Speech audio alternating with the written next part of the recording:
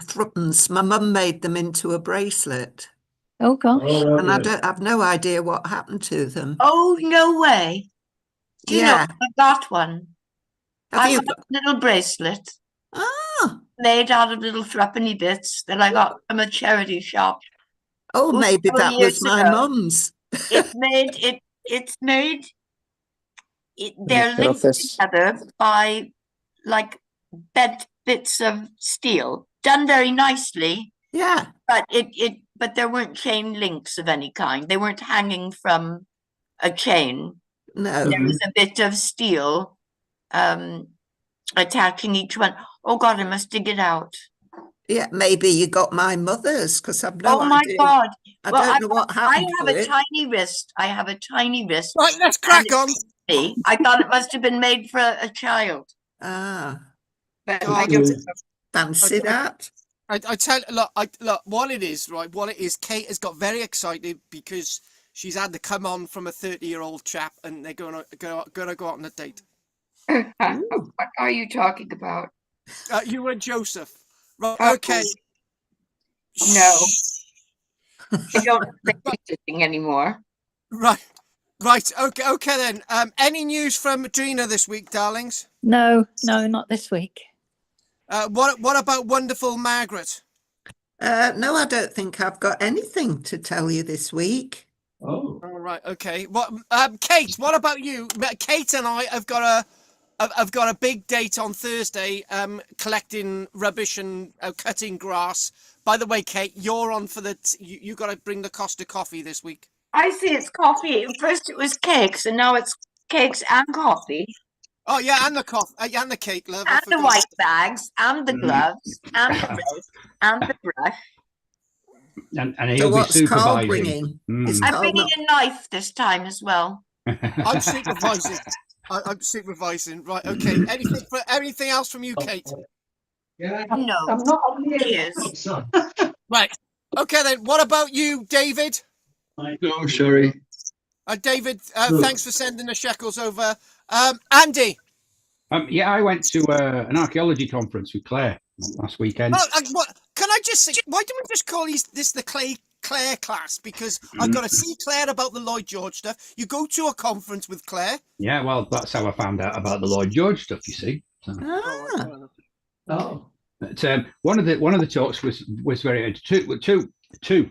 One Roman, right? The A66 dig that's being done by Oxford Archaeology. Oh my God! Widening the road. Stuff. Yeah. Wow. Yeah. Well, one of the sites was a Roman cemetery that they knew was there before and had been dug before. Yeah. But they redated it because it goes back to certainly to the Iron Age, possibly into the Bronze Age as well. Wow. Which they didn't know before. So that was good. So that was a good bit of stuff. And they found some wonderful stuff in there, like, complete urns and glass bottles and stuff in really good condition. Yeah. So that was nice. And the other thing was a guy doing, I don't know whether you've heard of the Craven area. It is kind of just south and east of here, around Ingleton, which is technically in Yorkshire, but it's on the western side of the Pennines. And the argument was that because it's on the western side of the Pennines, it should be counted in the northwest and not in the northeast archaeology, or at least in both, because it's influenced by the west more than it is because of the Pennines. People will come from the coastline into that area and not over the Pennines. So they obviously do both, but. So what he was going on about was there's a lot of Viking sites known in the northwest, and he was saying, I don't actually think they are. I think they're Anglo-Saxon, right? But they are low stub walls, which are not known for, because everything Anglo-Saxon is south, right, which is all wooden. And so you get trenches where you've had a beam trench or post holes and things like that. You don't get walls. These are the rectangular walls. Yeah. These are stone rectangular walls, just like a Viking longhouse. But he got datable material, which were, I think it was 3 Steiker that had come from York that were there before the Vikings had even come here. So he said, Stikers being coins, guys. yes, sorry, yeah, Anglo-Saxon, little tiny Anglo-Saxon coins, fairly rare. But they said they dated it earlier than the Viking period. So therefore, he's suggesting that that actually is Anglo-Saxon, and he's saying therefore we should be looking at all of these sites that are considered to be Viking because they may not be.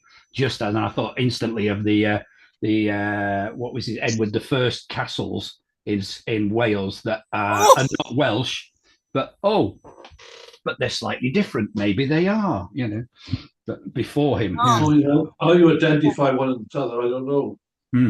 Exactly. Actually, Andy's made a couple of points there. The first point is that I have been following the Oxford archaeology stuff, and we on our Facebook page now. And on the YouTube, I will be posting more Oxford archaeology from the A66 stuff up on the YouTube stuff, and on the Archaeology Cymru Roman Britain Facebook page. So that's there, and it's good that Andy's sort of made this comment that we're readdressing lots of archaeology. For example, Marlborough Mound, for example. That's a good example of where they thought it was just a mound built by the Normans, and it turns out to be a mound as old as Silbury Hill. And then this is another thing in Cymru, Wales. I've done work on redating Dinas Powys Castle in South Wales as being a native Welsh built castle and not Norman. And we did a visit, Michelle and I, to a place in West Wales called Kilgerran Castle. And basically, this is a really interesting site because the stuff online says something totally different from the information boards on site to the other boards that were put on site before the information boards, right? And then you've got other people saying other stuff, and you start to think, well, what is actually the real history? So lots of this redating, lots of this stuff is really, really fascinating. And Andy, here's another point, is that Gladys Emmanuel Kate, right? Kate will be going to a Roman site with me on hand in hand on Thursday with her coffees, and it's a site that the information boards say was constructed specifically in a certain moment and was demolished in a certain moment in time. And you actually do dig deep into this, and you say, no, that's absolute nonsense. It's a site that goes back to about AD 100, and it's like the reason why. They say it's a specific date of a site from a specific time is that they wanted to get funding to save it at the time, and that's what stuck. So unfortunately, politics sometimes sticks with the history of things. Thank you very much for that, Andy. Right, okay then. On a quick thing. Anything else from you, Margaret? By the way, Mag, you're looking gorgeous as ever, as Drina is as well. Roger isn't though. Anything you want to say, Rog? What? Anything? What? Well, exactly. Well done, Rog. We'll. Yeah. Will. Nothing from me today. Really good. Oh, Right, Judith, my gay and happy Judith, who gets strange things sent to in the post from me. But by the way, one of you might get the Prince Andrew 1986 postcard sent in the post, because I can't think of anything else to do with them. They're collector's items. So when you do get a Prince Andrew postcard, you know you to collect it. Right. Anything from you? This is what we want, What's that? darling. Oh, I'm talking to Judith, Kate. I'm Okay. just voicing my approval. That's all. Well, exactly. What else would you want? And anyway, so we're going to crack on because I can't get hold of Judith. And Will, I'm here. I can't get a word in edgeways. Oh, Will, Judith, say something. Right, it's not very sensible, and it's not about history or archaeology. But which Oh, we episode don't of do Young Sherlock? politics. Which episode of Young Sherlock are you going to be in? Because we're just about to start watching them. Basically, there's bits of me in some of the other episodes, but if you go to episode 4, right, you will see that there's a dance scene at the beginning in a mental hospital, and that's me. Yes, it is. Right. All right, we'll have a look. Thank you. Typecasting. Hang on a minute. You're the one who said typecast. I didn't say a word. Right. So, Will, you haven't got anything you want to say quickly? Right. Okay. We're gonna crack on. Right now. One of the things I to try and to bring in the archaeology and to sort of give you a little bit of an overview of Roman era Britain. I just want to look at one specific site. Richborough Castle, Richborough Fort, Richborough Port, and as we look at little snippets of information about Richborough, right? It's like a little tiny bit of a weak overview, right? But it's deliberately meant to be a weak overview to sort of give you an idea of Roman era Britain and what challenges I've got ahead to understand the archaeology of this wonderful Roman era world. And the reason why I keep using the word Roman era and Roman era Britain, you'll see this on my YouTube videos where I say Roman Britain, Roman era stone remains in Britain, right? And I'm up to part 775, and then I go into whatever, I can add some new ones to it, right? Because these were recorded last year.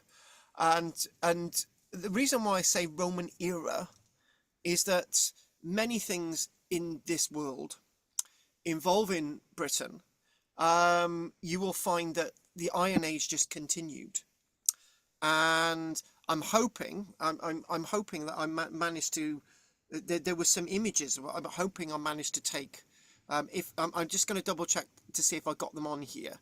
I was reading an archaeological report today, and the archaeological report basically said everything that I've been saying for quite some time about Roman era Britain. Oh, and I have actually got on my notes, so I think we're going to start with this. So let's start with my point, and the point is I was just chucking out a report that I don't need, and but I decided it said what I wanted to do to start off with what we're doing today. So let's just go with sharing my screen, and I'm actually writing with Richard Enos a book on a new history on the archaeology and history of my local area, and I'm having to get rid of a lot of archival stuff, which they basically I'm sitting down and thinking, right, is there a copy of this somewhere? And I'm thinking, yes. Is it in a book? Yes. So I chucked it away. But just before I chucked away these research notes, I found something in there, right? I found something in there which is the epitome of what we're doing, right? So obviously I looked at an archaeological report and I thought, right, is there going to be any Roman stuff in this, right? Can I use any of this for the book that I'm writing? And the answer is no, right? It was just a bog standard archaeological report, right? So we go on to that, and this is 2 pages. And where's the other page? There's this one, right? Okay. And what have I just done then? Select. Okay, there. Good. Will it enlarge for me? Right, hang on. There's something gone wrong. Oh, there it is. And I basically, the one point I want to make was that I was looking at this 5-page report, and to look at this site being a Roman site, it basically said a single sherd of Roman pottery was found, right? And it said Romano-British pottery. Now, there's a sub point with this. I don't use the word Romano-British. I just use the word Roman era. But whenever you're looking at books on the Roman era between AD 43 all the way through to, my 420s, my 430s, my 476, right? I don't know. I can't really understand what the word Romano-British means anymore. But anyway, the point is that it mentions black burnished ware, right? And one thing that we do in Roman era British archaeology is that you see this term used a lot, black burnished ware. And basically black burnished ware is usually to be seen when you've got a big trade link set up. So you've got bits of black burnished ware here, Roman Samian ware here in different areas, you've got glass and all the rest of it. So it's a typical Roman type of pottery, black burnished ware, right? And the point is with this report, I was reading this report and I thought, right, so they've based a whole discussion on this site on a single piece of Roman pottery that's been found, right? And sometimes that's all we've got in regards to archaeological evidence. Other times, as Andy was saying earlier on, when you've got Oxford archaeology working on the A66, they've got loads of archaeology. They've got so much of it. And then there's another point in this little report before I sort of call it a day, right? Oh, a load of envelopes. Before I call it a day, and we've got, where's the point? Hang on, is this it? There. Hang on, is it gonna let me open it? Hang on, gonna let me open this. Yeah, we've gone on to the next page, the last page, right? And this wasn't written too many years ago, but the one point that I keep making, right, is if you read the following, it says the characteristic Iron Age roundhouse is likely to have remained the dominant architectural feature of the South Wales landscape well into the Roman period. So they're talking about this site, they're seeing round structures and stuff. They can't really date them to the Iron Age or whatever, but there's a single piece of Roman pottery. In fact, the occupation of many Iron Age sites in South Wales appears to have remained unaffected by the Roman conquest. That's a key point that I make a lot of. So you call it the Roman era, but most of the people in Britain were actually British. They you know, I made this comment so many times before. Right, when you what's that? Not quite clear. Can you speak up a bit? Right, okay, I'll speak up a bit. Right, I did bring my voice down a bit because Michelle couldn't. No, I can't hear you. You can't hear me. No. How is this sounding? Better. Yeah, it sounded better. Okay. Yeah. Right. That's it. Right. Good. Okay. Right. Let's raise my voice a bit. So I wish somebody had said something sooner.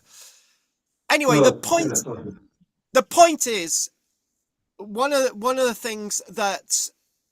things with this whole Iron Age Roman experience is that, going back to what this report says, on some of these sites there does appear to have been some improvement in the quality of structures, but the whole point is that things continued in the Iron Age ilk in the Roman era with, and it basically says, however, at other sites there is no noticeable change in the characteristics of architecture. So what we're saying is that the Iron Age continues into the Roman period, and it continues on. So in many ways, what you do see in various parts of Britain is it's almost as if the Roman period didn't happen.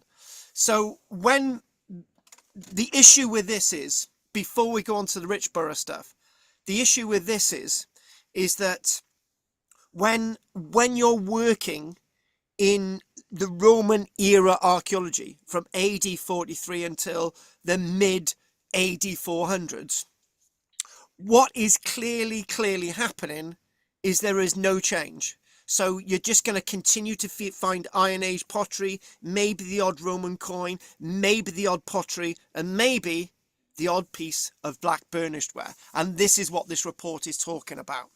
So going forward tonight, if anyone thinks that they can't hear me, they need to let me know sooner, because I don't want anyone sort of sitting in the dark.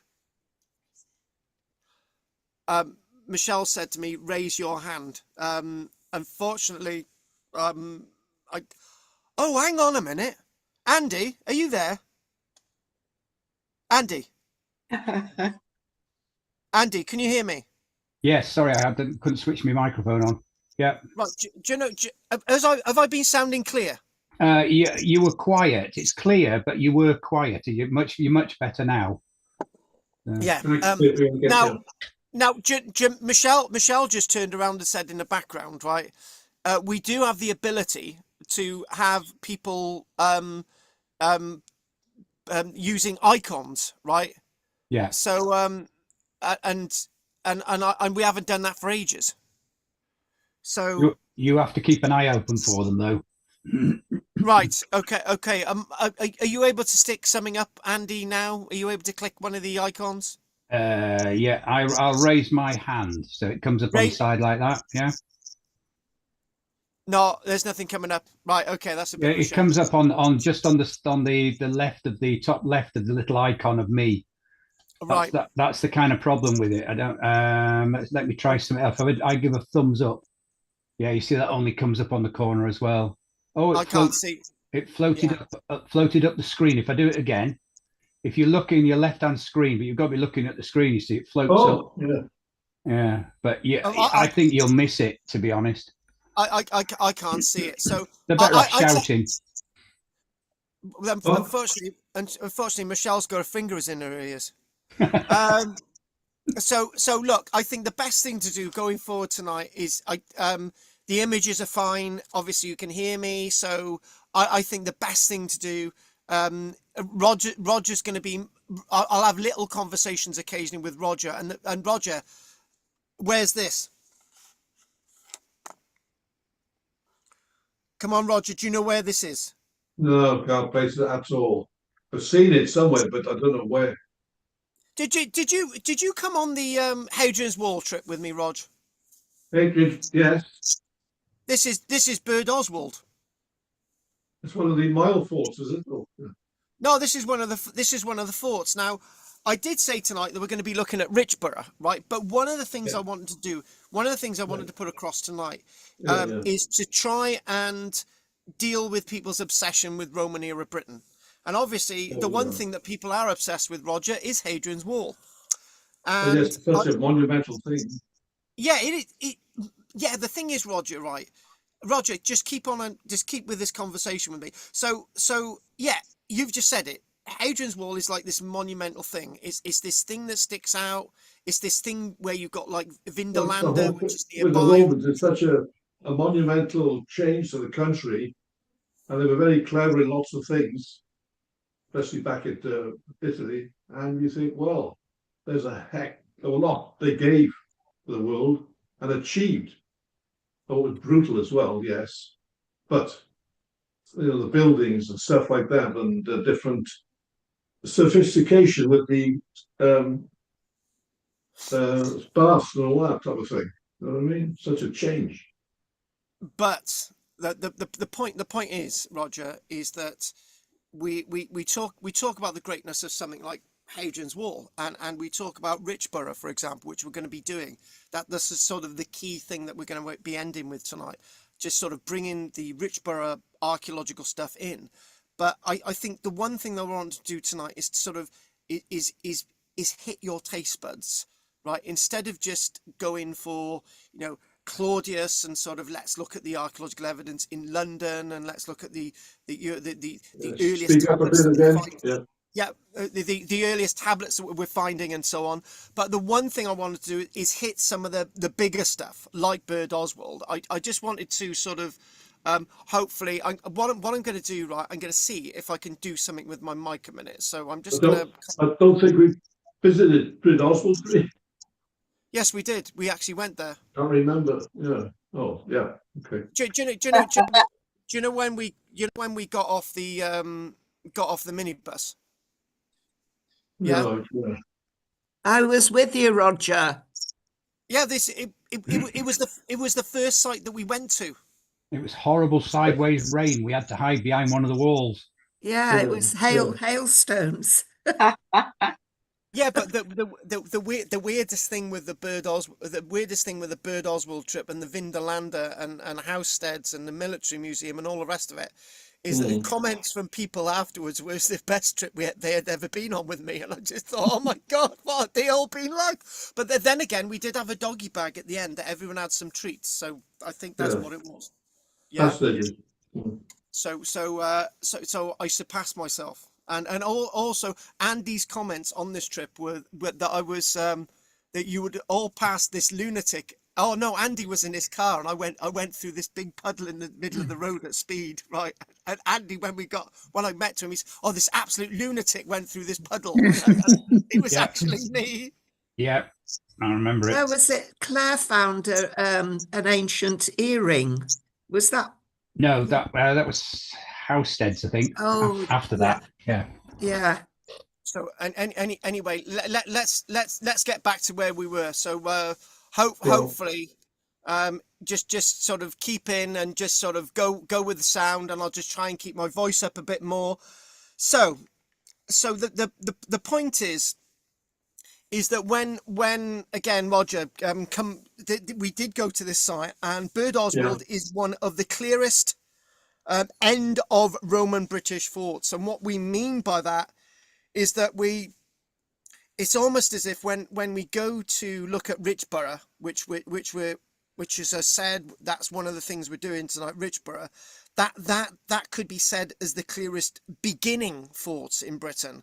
Bird Oswald is thought as the clearest end of Roman forts in Britain. So when we look at Richborough tonight, and we're looking at AD 43, with Bird Oswald, we're looking at somewhere around AD 430, 440, when this site started to go out of the idea of the Roman world. And when we look at the people who actually write this history, and sort of in the books and all the rest of it, Historic England's 2024 synthesis says Bird Oswald now as a securely understood sequence from around maybe AD 120 all the way into the 430s, 440s. So when we think about Bird Oswald, it's one of the longest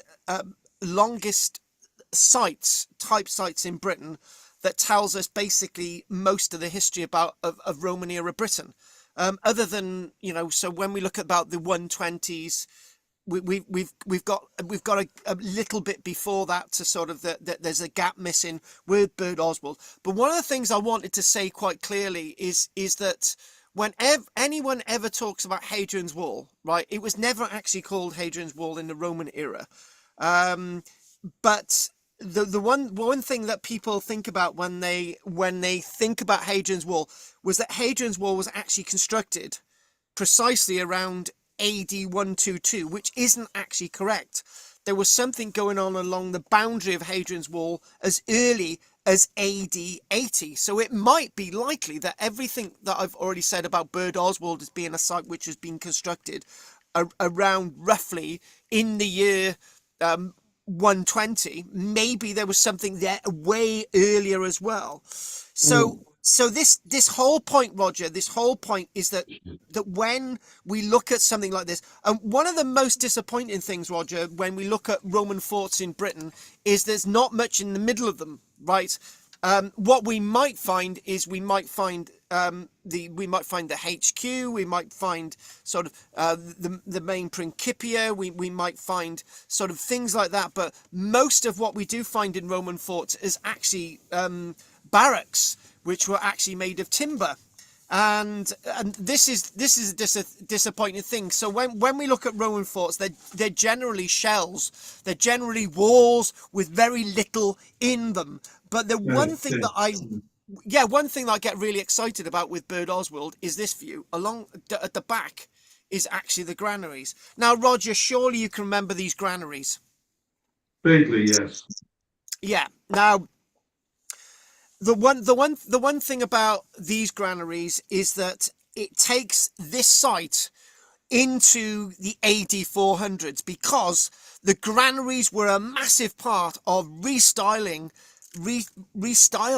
Bird Oswald. And when I actually do a full talk of the archaeology of Bird Oswald, it's an absolutely fascinating site. And one of the things I aim to do when we're looking at the archaeology of Roman era Britain is I'm probably going to have days where I'm just saying, right, we're just going to look at this site and we're just going to look at that site. We're going to try and put these things together. We're trying to get some comparisons. We're going to look at the sort of the inscriptions and so on. And maybe what I might do, I've been to lots of these Roman sites around Britain, and that's the thing. If somebody said, right, have you been to this site? I'd probably it's probably a 25% that I've actually been there, right, which is quite high, because I've been to lots of sites in York. I've been to few of the forts on the east coast. I've been to lots of the Welsh sites. I've obviously been to a few of the Cumbrian sites. Been to some of the Hadrian's Wall stuff. and you know, there is a few sites I've actually been to, so it is something that is really, really inspiring. One of the things that I like to focus on as an archaeologist is the stone remains at these sites, because I get really off on Roman stone remains, and I'm going to explain something. When we and you've got to, Margaret, you've got to be planned for this one. When we look at the Roman fort walls at Cardiff, right, I will talk about them as if I'm talking about a woman, right, because I really fell in love with Roman era Britain with the Roman walls at Cardiff, because I can remember they were accessible Roman walls that you can touch, you know, and inside the sort of the grounds of Cardiff Castle, and I was really inspired by that. And one of my first videos, actually, moving away from Cardiff, was actually at Bird Oswald. I made one of my first YouTube videos was actually at Bird Oswald, and it's quite dated now, but I can remember being really fascinated with the stone remains. By the way, Andy, when I first went to Bird Oswald, it was raining that time. My second time I went to Bird Oswald, it was raining. It was raining when I went with you guys. It's always raining at Bird Oswald, but this is a beautiful image, beautiful image of the archaeology. And actually, if I can remember, Andy, the sun come out at Bird Oswald when we'd just finished. Can you remember that, Margaret? We were just leaving the site and the sun come out. Great, love it. So again, back to this site. So we're looking at this, and one of the things that matters to me, one of the things that individually matters with Bird Oswald, is that this is not conventional. It breaks all the rules. Bird Oswald has been extensively excavated. It's been adapted, changed, and these granaries, look out for when we do these granaries in the future. One of the things that I would say about Roman era Britain, it breaks the rules, because when we see it breaks the rules simply because of this. When we look at Richborough towards the end today, and we look at Richborough in the future as well, the monumental arch at Richborough, for example, was actually demolished by the Romans. One of the most amazing monuments of Roman era Britain was actually demolished by the Romans. One of the biggest basilicas in Britain, in Londinium, was actually demolished by the Romans. What the Romans did, they built stuff, and then when they thought it was out of use, they just demolished it, like lots of temples, like to walls.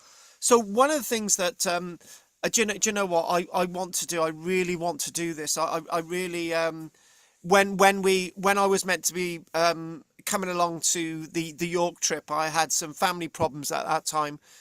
Back in 2021, and I've really regretted that me and Andy didn't go around the walls of York, just looking at the bits of Roman wall of York, and maybe we'll get to do that, but bits of Roman wall actually tells us a lot about what's going on in Roman era Britain, because what you do find, you actually see bits of stuff being reused. So from you might actually find because when I was excavating a place called karl-james, there was actually reused stone in there. So when you get a site like this, there's a lot of stuff that's been reused and adapted. And this is the site of Bird Oswald. It's a site of great adaptation, like this site is Vindolanda, which we'll go on to in a few moments. So one of the big things that about the Roman era is that I've got a lot of publicational material about them, but usually this stuff sort of sits in my head until I'm ready to actually tell you about it. So, and by the way, I've got a new series coming out on my YouTube, and I've got an 8-minute recording put together with some stuff that you haven't seen in regards to Caligula. And when that's out, I will send you all the links so you can actually watch it. Anyway, back to Bird Oswald. So one of the things with Bird Oswald is that when you look at these sites, you think it's a Roman fort.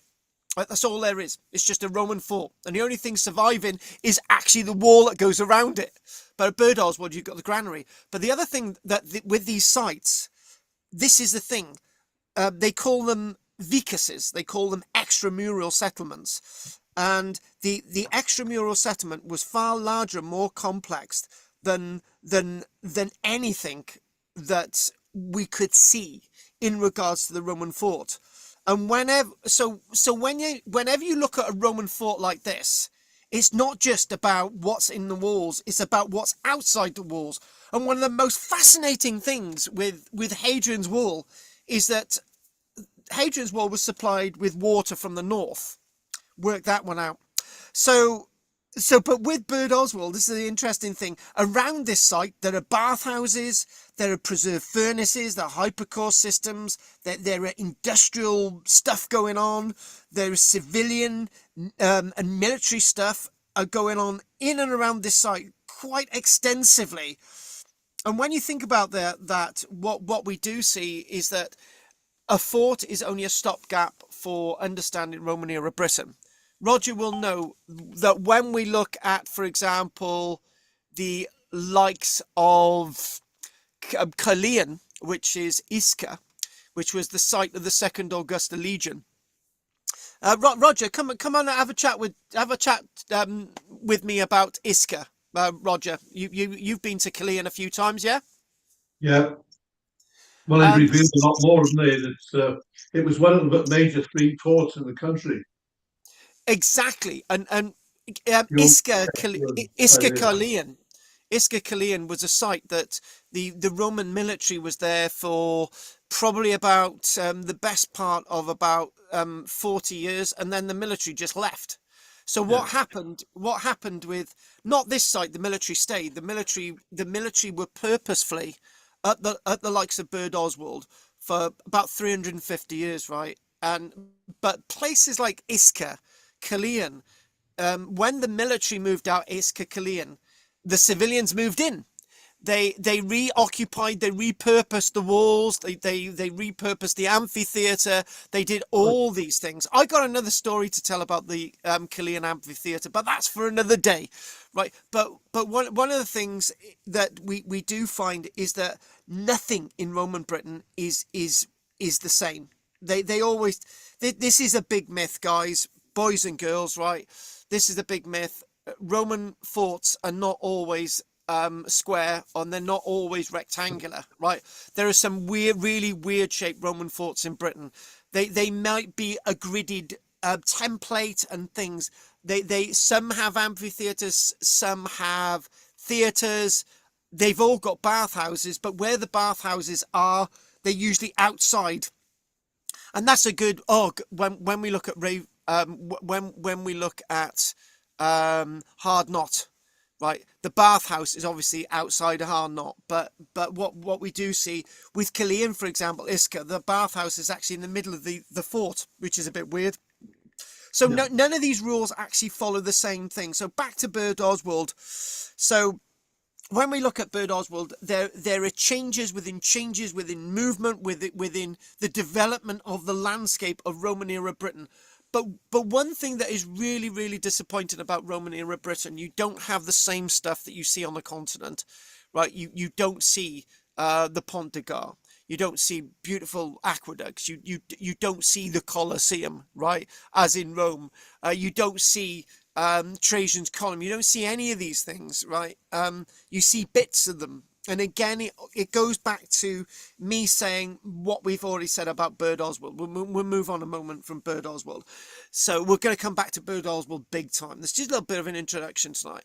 And one of the things is that when we look at a site like this, when we look at a site from above, we're probably looking about maybe 1 to 3% of the Roman archaeology that was once there.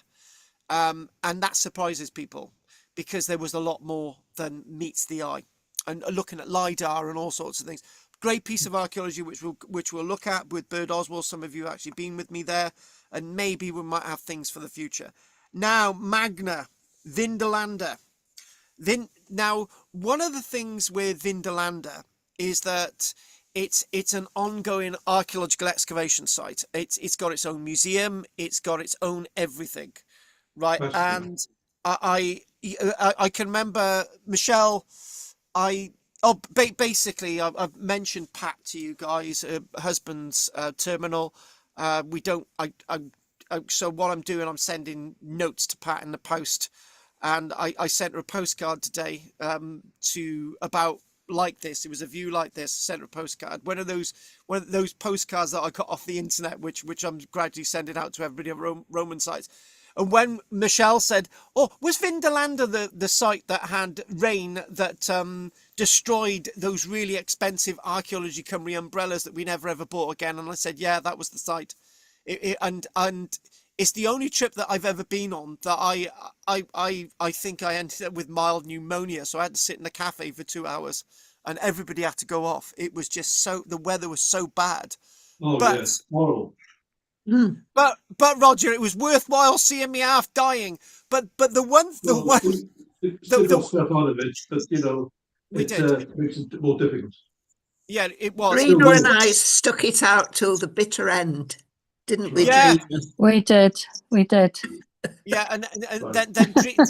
then Drina cuddled up to me in the cafe. She bought me a coffee and she said, "You stay there, you little boy. You stay there." And I think I was there for 2 hours, but anyway, I had to dry out. But the one thing thinking about the archaeology and all this stuff, and where are we on the map now? So the interesting nature about this, and you're looking at there's Vindolanda smack bang in a beaten heart there, and we're thinking this landscape, and we've got these roads, and we've got this sort of frontier, and Chesters and South Shields and Corbridge and Housesteads, and we're thinking, right, there is a lot of archaeology in one area, right, but it's a popular landscape of archaeology. And when we look at something like Magna, Vindolanda, it's almost as if it's a living, breathing part of archaeology. And Michelle's going to put the kettle on in a minute as well. So it's a living, breathing piece of archaeology. So when you look at, I think the point I'm trying to make is that when you look at the stone stuff at Vindolanda, you might go there another year and there's more, right? They've discovered more, they've uncovered more. And I'm trying to remember, is it 1/5 of Vindolanda has been excavated and 1/5 is on display? I think it is. I think that's right. Yeah, I think because I was thinking it was 1/3, and I thought that's not right. It didn't sound No. right. So when you look at Vindolanda, Roger, it just looks like there's a lot there, but we're only looking at 1/5 of it. And Right. and it's like the Burley family's been excavating there since the Stone Age. And then digging out the old ditch. Yeah, exactly. And one of the things that they've got layers and layers of forts. So that's another point. When I do the archaeology of Cardiff Castle, I basically said the fort at Cardiff Castle that you're seeing is the smallest of the 4 forts at Cardiff. They've had different stages. Whenever you see these forts, you're looking at the last stage of these forts. But unfortunately, when you're looking at the archaeology, is all this archaeology there current at the moment that this site was in its last phase, or is some of it from early phases that they've just uncovered for us to look at? So that's one of the confusing things. So again, this is a thing. So the point is, Magna Vindolanda is now one of the most important live frontier sites for new evidence, live. So you expect to see new things from Vindolanda in its beautiful museum. Over, oh God, I think the number of shoes that they found at Vindolanda increases every year. I think the figure's more like 7,000 shoes that they've actually found there now. So the Vindolanda Trust's Magna project reported in 2025 that excavation had moved onto the northern fort walls and defensive ditches, with evidence for stone robbing, reuse. Again, reuse of material, continually reusing. The Romans are continually recycling. And I'm not going to make this statement lightly. I think the Romans were the first big recyclers. They recycled glass, they recycled pottery, they recycled Roman columns, they recycled everything really. So when we're looking at the archaeology of Roman sites, it's a pulsating, breathing offer of evidence. However, what I've done is I've been talking a lot about Roman evidence, but most of the stuff that we find at these forts is built by people who are either local, people that had never been to Rome, people from all parts of the Roman Empire, and it's never all one moment in time. This is the big problem when we're looking at Roman archaeology. It's different phases, it's different ideas. One of the biggest problems that they're getting at Vindolanda is realizing that they've got a continuing problem with climate, and lots of the wooden archaeological evidence is now under threat from destruction. So what they're trying to do is to uncover as much archaeology as they can before, you know, what's happened. The wooden archaeology at Vindolanda, for example, has been there for 2,000 years, right? Or we're not exactly there 2,000, so we're talking about 1,950 years or somewhere like that, right? So, and Vindolanda is one of those sites, Magna, that is going to be in that category of the Staingate Road. We're looking at in the AD 80s, so there's probably some early stuff there. But they've got wooden stuff there, and they it's not now just about the stone stuff, it's about the wooden stuff. So Magna matters, Vindolanda matters. It's a chronicle of Roman archaeology. It's a chronicle of not just Roman military archaeology, it's a chronicle of the Roman idea. So it's a chronicle of the Iron Age idea in this weird part of the Roman world, because it is a weird part of the Roman world. They call it frontier country. It's very different. But then again, I'm not fair. I'm not being fair on the Roman Empire. Nothing in the Roman Empire is the same. We're told at school it is the same. We're told that all the forts were the same. They all had bathhouses. They all did this and that. It's not true. There are similarities with the construction of bath blocks and stuff, but as things start to move, if you compare the Roman bathhouse at Hardknott, it's completely different from the Roman bathhouse at Vindolanda, as it's very different to the Roman bathhouse at Prestatyn in North Wales. It's very different from the Roman remains of bathhouses anywhere. We try to think that these things are similar, but there's all different flowing, localized vernacular pieces of architecture. And the other thing with the Roman era as well is that in some parts of Roman Britain there isn't much stone. So you would what you do find at places like Vindolanda, there's a lot of more stone stuff, right? More than that Bird Oswald, right? But the early phases at Vindolanda would have had wooden barracks, and those are the things that are excavating.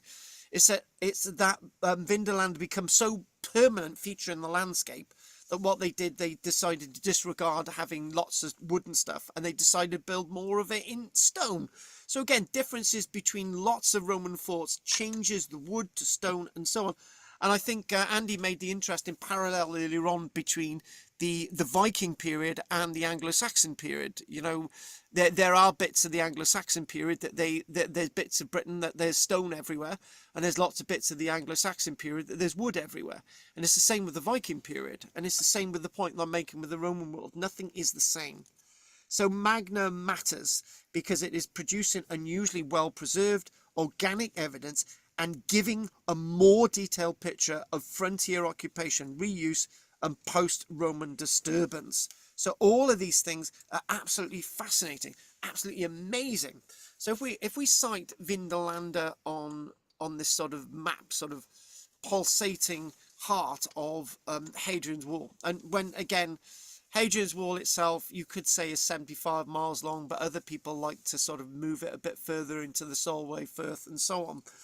So when we can look at Vindolanda, and obviously the one thing that I'm really interested in is Roman news, like the Roman news that Andy gave earlier on. And maybe what I might do is try and put something together about the A66 next week, you know, because that would be really good, because the stuff with Oxford archaeology on the A66 is massively exciting. But anyway, back to thinking about Vindolanda.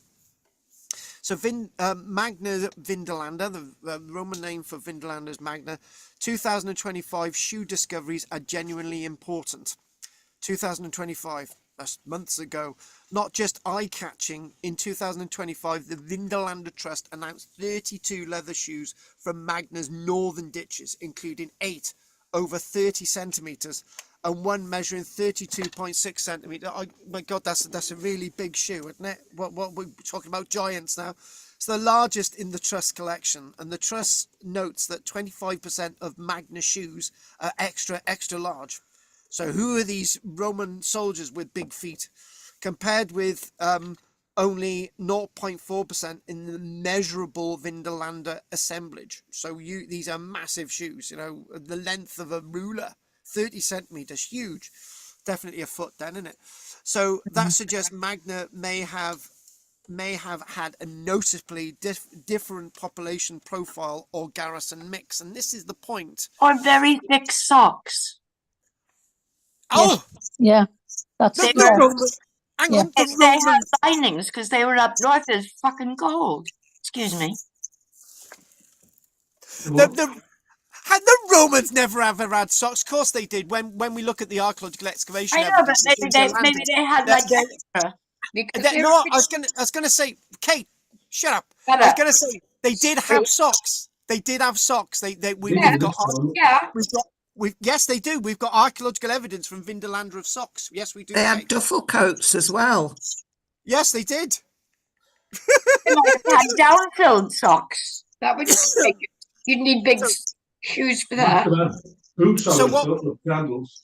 What we're finding with lots of Kate made a good point there. What we're finding with the likes of Vindolanda is that these are not just the open sandal things. These are proper boots. You know, they're lots of designs.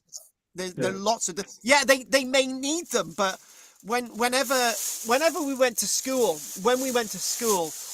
we were basically seeing Roman soldiers with hobnail shoes on, look at sandals wandering across Britain, with their toes sort of freezing, and you're thinking that's just the wrong image. So one thing that we're seeing with Vindolanda, and again, Kate's point, obviously, extra really thick woolen socks. That's true, because why do we know that? Why do we know that? Also, Kate, we've actually got the Vindolanda tablets, Kate, that actually say that Roman soldiers are actually saying, "Mum, can you send me some woolen socks?" Because it's bloody. It's true. It's true. We got those. Yes, we do. So that suggests Magna may have had a noticeably different population profile or garrison than anywhere else. Looking at these boots, these shoes, which is useful for arguing that forts in Britain were not uniform. That's what my note said. I've spent the last sort of 30 minutes or whatever saying that things are not any uniform in Britain. 1 minute I'm saying there's loads of forts which just have a wooden template. Then the next thing we look at Vindolanda and it's all stone, right? And that ties in with what Andy said at the beginning again. So Vindolanda is not uniform. Nothing's uniform. Bird Oswald's not uniform. And that frontier identity changed across time and place. There's nothing, there's nothing to think that Vindolanda is the same as anywhere else. It's sprawling. Basically, it's a living, beating piece of archaeological evidence. We are here to stay. That's what they're saying. We are here to stay. We're making an impact. We're telling the world that, this is part of the Roman idea, the Roman dream, right? And the Roman dream is what's going on here. It's everything. And one of the can I tell you a little bit of a story, folks? Let's just move on a little bit, right? And this is actually a really interesting site, but we should go on to it in a minute, right? So I should have had more images. When I was very young, I had a list of things I wanted to achieve in life, right? I wanted a handlebar moustache, which apparently might no, hang on, it's true. Listen, right? I wanted a handlebar moustache, and guess what my son grew? He grew a handlebar moustache, so I ticked that one off. I was going to get a Land Rover, right? I was going to invade Poland. No, don't forget about that one. You did. I did. And shut up, you. And basically, one of the things I wanted to buy Silchester. I wanted to buy. This was a dream when I was about 11 years old. I wanted to buy Silchester and I wanted to reconstruct it and rebuild it. Right. Those were some of the top lists of things I wanted to do when I was a child. So this feeling, this idea of Rome has been within me for a long time, and it's no big deal that I've actually, whenever I'm writing Roman reports on stuff, it's my best moments. You know, whenever I'm writing columns for the newspaper on the Romans, it's the best place I like to be. And when I'm writing books on the Romans, and when I'm looking at something like this, I really love it.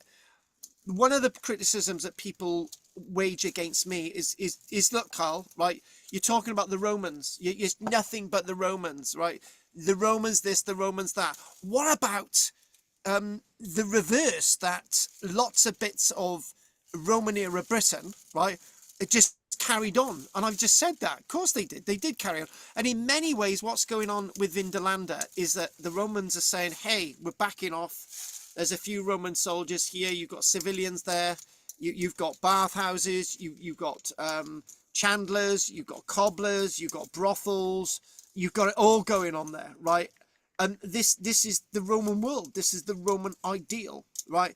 And do you know what? When we do start thinking about thinking about Vindolanda is still changing the picture of daily life on the frontier. So it's like you know, one of you actually funnily mentioned Neanderthals earlier on. I don't know why, but when one of you mentioned the Neanderthals earlier on, it sort of made me think that the Neanderthals in 1850 were just boneheads, right? Now they're the first singers, they're the first painters, they're the first fire makers, they're the first candlestick makers, you know, they're the first everything, right? And because we're learning these things, we're adding more to the story.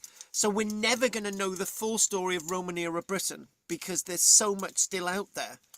And Vindolanda, one thing we got to talk about this, right, is my daughter used to love conversations about disease and parasitic things in people's bodies, right? So a recent study published in Parasitology, which is a popular magazine that Kate gets. You know, she pays a regular subscription to that.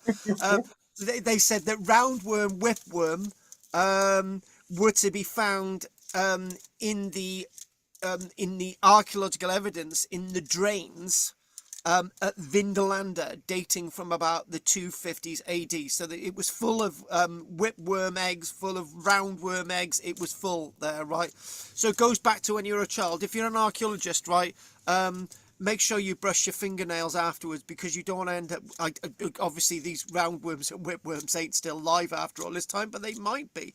And there's also evidence for Giardia, from Roman Britain, noted in that report. And this is another sort of parasitic thing that sort of goes into your intestine as well. So when we think about this information is very powerful, because it shifts discussion from walls, which I mentioned. It's not just about walls, barracks. It's not just about walls. It's about sanitation. It's about health. It's about families. It's about the imperfect nature of Roman infrastructure. The Roman world is imperfect, people. It's not straight roads. It's not playing card forts. It's not the same economy everywhere. It's not everybody speaking the same language. Because I can tell you now that as Roman civilization started to collapse in Britain, what happened to Latin? Why aren't we speaking Latin today? What was going on? In many ways, what was going on is the British people were saying, hey up, hey Bargum, you've got to start being like people in Yorkshire, hey Bargum, and you've got to start. And this is what's going on. People are getting into the Roman mindset and actually pushing their own type of thing. This is why you don't get Colosseums in Britain. This is why you don't get Pont de Gars in Britain. And the one weird thing I would say is that the Britons had their own laugh, their own last laugh. Forget about forts. Most Roman towns in Britain had their first walls being constructed in the AD 300s, right? Not in early phases, not in the AD 100s, not in the AD 200s, but the AD 300s. Karl-james, this massive, beautiful wall of a city in southeast Wales, had its wall fitted and built in AD 300. Not because they felt there was a threat, but because down the road they'd built another wall around their town, right? And the one that Kaya went, they decided to build their wall bigger than anybody else. That's the Britons for you. It's not the Roman administration. And one of the things is that Britain becomes highly non-Roman by about AD 300, AD 323, AD 330. It becomes a bit of Rome outside Rome. And whenever we're thinking about a little map like this, that we're thinking about Hadrian's Wall, we're thinking about the Antonine Wall, right? It's only a little bit of the story. It's a tiny bit of the story. And one of the things that I do with my daily video that I'm repeating from last year is I'm looking at Roman era stone remains in Britain all over the shop. And places like Ancaster, places like Hornchurch, where nobody knows that there's bits of Roman wall around, but there are. The other thing as well is when you're looking at Roman era Britain, there's so many things hidden around the corner. So you could look at Hadrian's Wall and miss half of it because you're just obsessed with going to Great Chesters or Housesteads or Vindolander or Corbridge or South Shields. There's so much around the corner, and this is the type of stuff that is good to be looking at. Now, folks, what I'd like to do, we're going to have a break soon, but this, and this is the epitome, right? And then what we're going to do, that's Corbridge. And this is a place known as Bremenium, which is High Rochester, right? So interesting enough with High Rochester, right? It's not on this map. It's basically north of Chester's, right? But the Is one that thing, Bremenium? yeah, High Rochester, yeah. Yeah. Bremenium.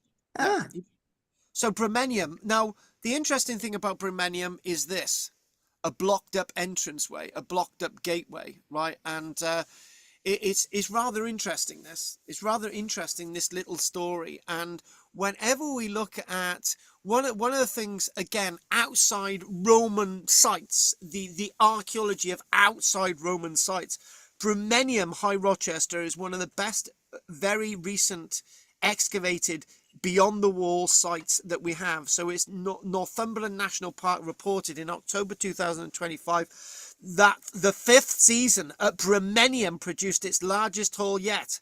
Listen to this: imported pottery, Spanish amphora, a spearhead, slingshots, brooches, statues of Lloyd George. Don't forget to mention Claire again. We need that stuff. Engraved gemstones, a lead seal, waterlogged organic remains. It's not only to be found at Vindolander, alongside evidence that one building had been rebuilt multiple times. That's what we like to hear: rebuilding, reconstruction, and changes within Roman era Britain, and movement of the archaeology. And this is a thing, it's a constant changing thing. It's not just a fort that's built that we can all see. It's a fort that's rebuilt multiple times, and buildings rebuilt multiple times. That is very useful evidence for forts in Britain as connected, supply and repeatedly adapted places, not static frontier outposts. And that's the thing that when we look at places like this, we look at gateways, blocked up gateways. One of the most fascinating things is blocked up gateways within Roman era Britain. And I'll tell you one of the weirdest things: that Bill on a Wednesday wants me to look at Igaia Roman fort sometime in the future, and Igaia. Now this goes against everything I've just said, right? Igaia Roman fort is one of those typical supposed Roman sites. So that is playing card site, playing card sort of phase. You know, it's not square, it's not trapezoidal, right? It's typical playing card, right? And it's built up in the Brecons, right? Igaia, right? Which means the fort, Gaia, Caer, C-A-E-R or G-A-E-R, Gaia. And the one thing about this site is that they built it with 4 entranceways, right? One of the entranceways led over a precipice. So they built the gateway and they said, actually, you can't use this because it goes nowhere. So they blocked it up.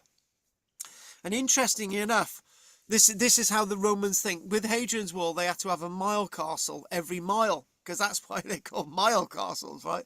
I'm not being patronising, but that's why they call mile castles.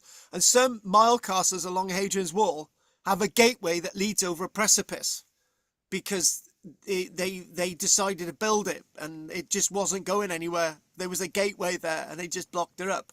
So this is some of the weird, funny shenanigans that you get with the Roman world.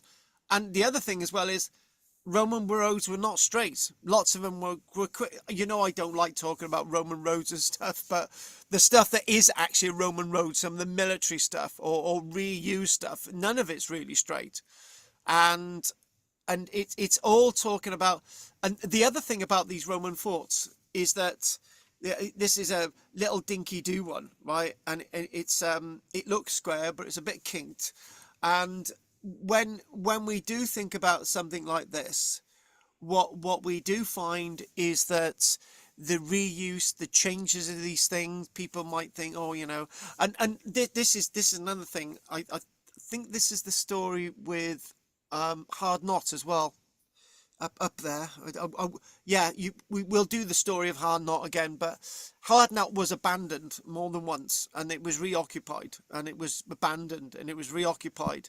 Some of these places were just abandoned and reoccupied for no apparent reason, because they just couldn't keep garrisons in these places.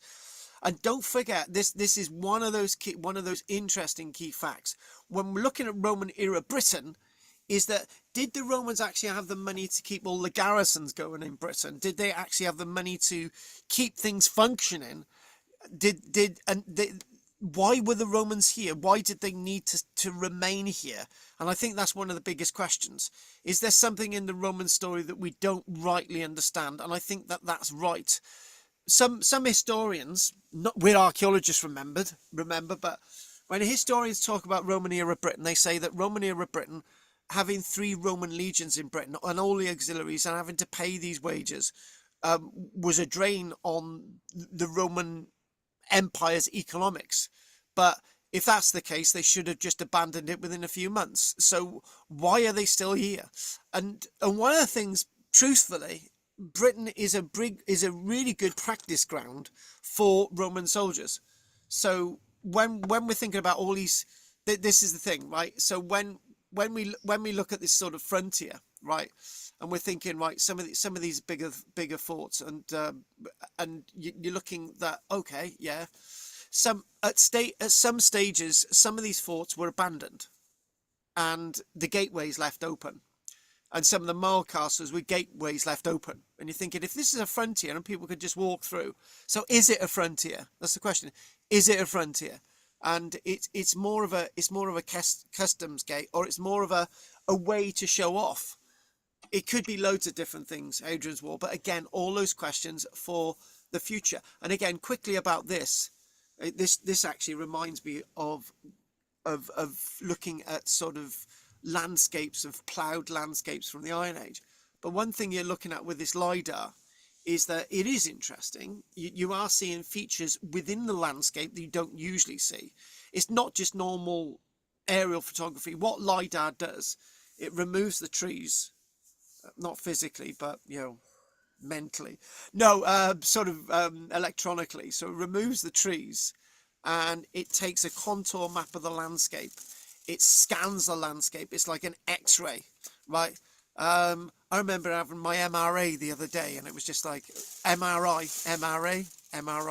and it was just like that, this magnetic sort of pulse through your body, which is 1,000 times stronger than the sun or something. I can't remember. Anyway, the point is, we've got all this technology now to read the landscape, get these beautiful plans without ever archaeologically excavating. But Bromenium, High Rochester, they are having excavations there, and we're able to understand more than alongside the evidence for places like what they're doing along the A66 and the extensive excavations that they continue to have at the likes of Vindolanda.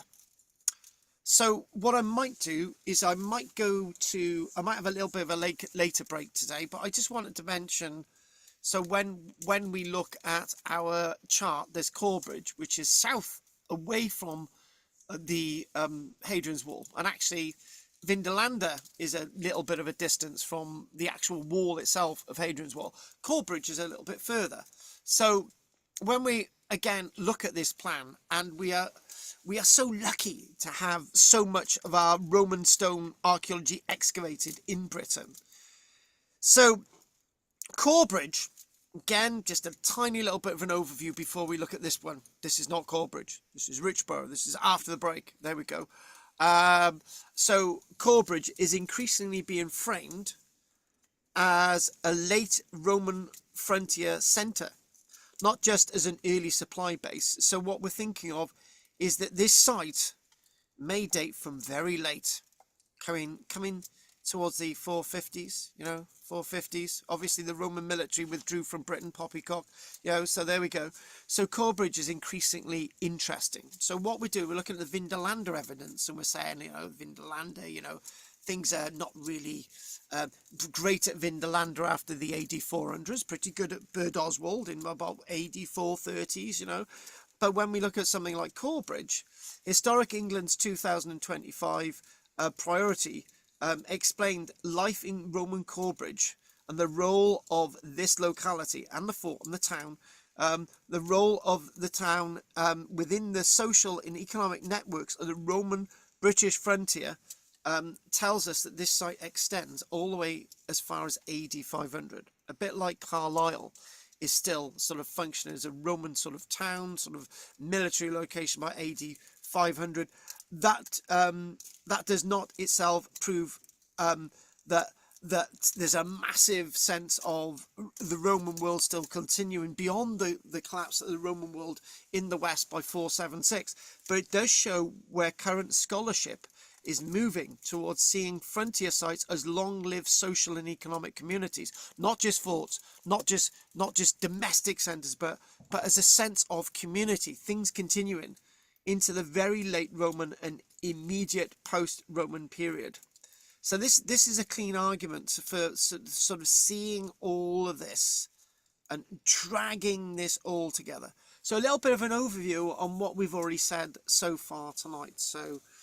So when we think about understanding the Romans in Britain, when we think about how we echo and understand that, so here's a little bit of a list. So the early Roman world in Britain, sort of AD 43, moving on, sort of Roman forts, building of towns like Londinium, Viraconium, Roxeter, even Eboracum, York, were instruments of conquest and control, telling people what's going on. So in the AD 100s, what we're seeing with the forts, back to the forts, thinking about the forts, they became embedded in road systems, supply, bathhouses, customs points, and civilian settlements. So we're talking about the AD 100s, and one of the things that we're thinking of roads, right? Now, if we're thinking about settlements that are sort of extending from sort of a military to sort of a domestic sort of thing, like Corbridge, in the south, in Wales in particular, we did things differently. So places like Caerwent, the Roman military would turn around to say to people at Caerwent, they would say, look, you are responsible for maintaining and building the road network in and around Caerwent. So you're to charge taxes, and the magistrata, which was the officials, the councillors, were responsible for building the roads. They never did.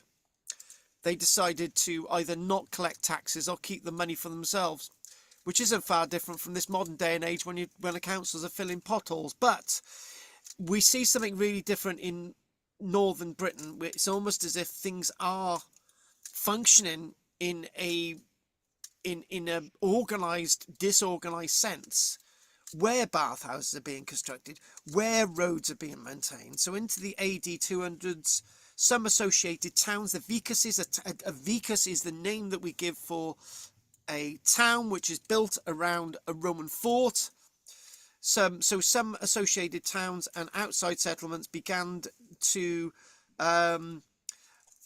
either expand massively or disappear completely. So there's some really weird stuff going on into the AD 200s. However, when you get to the AD 300s, AD 400s, so sort of bring in Bird Oswald back to the Cud, places like Bird Oswald, the fort outlived its civilian vicus, because they brought the civilians into the fort, showing a frontier society become smaller, more local, and more adaptable, rather than simply vanishing overnight. So lots of these places continued, but what they did, they brought people within the walls. They started to sort of become their own homogenized vernacular sense of place in the landscape. So people and whoever was in the forts running things did their own thing. So this is what we get with Magna Vindelander evidence, Bremenium, High Rochester evidence, Bert Oswald. We're looking at Corbridge. Things are changing. So before we have our break, I'd like to say this to sort of, so if we go back to, let's go back to memories. Let's go back to this here. So the latest evidence suggests that Roman forts in Britain were not abandoned in one single moment. Instead, they were transformed. Their towns shrank, their population changed, their function shifted, and in some cases, the fort itself survived into the world after Rome. These, in many ways, some of the last bastions of the Roman Empire were in Britain, which is like most empires. Some of the last bits of those empires survive outside the empire or in the far northern echelons of an empire. And I'm going to tell you something really weird. Some of the last places to survive in the Second World War that had been conquered by the Nazis were in France. Some of the and also we all know about Jersey, Guernsey, and Alderney. They were some of the last places that survived the surrender of the Third Reich, and in many ways that sort of the collapse and ending of the Roman world. Some of the last places to fly the flag of Rome were in Britain. So I just wanted to give you sort of a little bit of a taster there. So we're going to go into Richborough afterwards, and let's see if there are any questionos. So Drina and her glasses. No, I haven't got any. Thank you. Good. Drina, between you and me, if you've ever got to check any of your glasses out, right, send them to me, right, and I will get some of my lenses in them. And I Okay.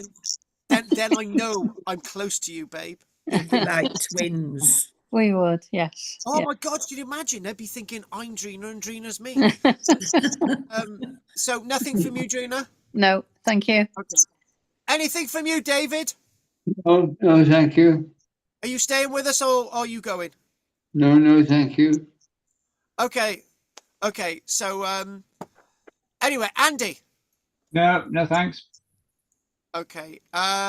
Kate, anything you'd like to say?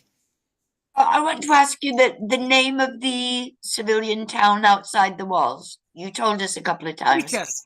Vicus. Vicus. Oh, right. Okay. Hello, Dave. Vicus. Hi. Will, anything from you, Will? Nothing from me, thank you. Judith, babes. No, nothing, thank you. Very interested. Good. And Roger.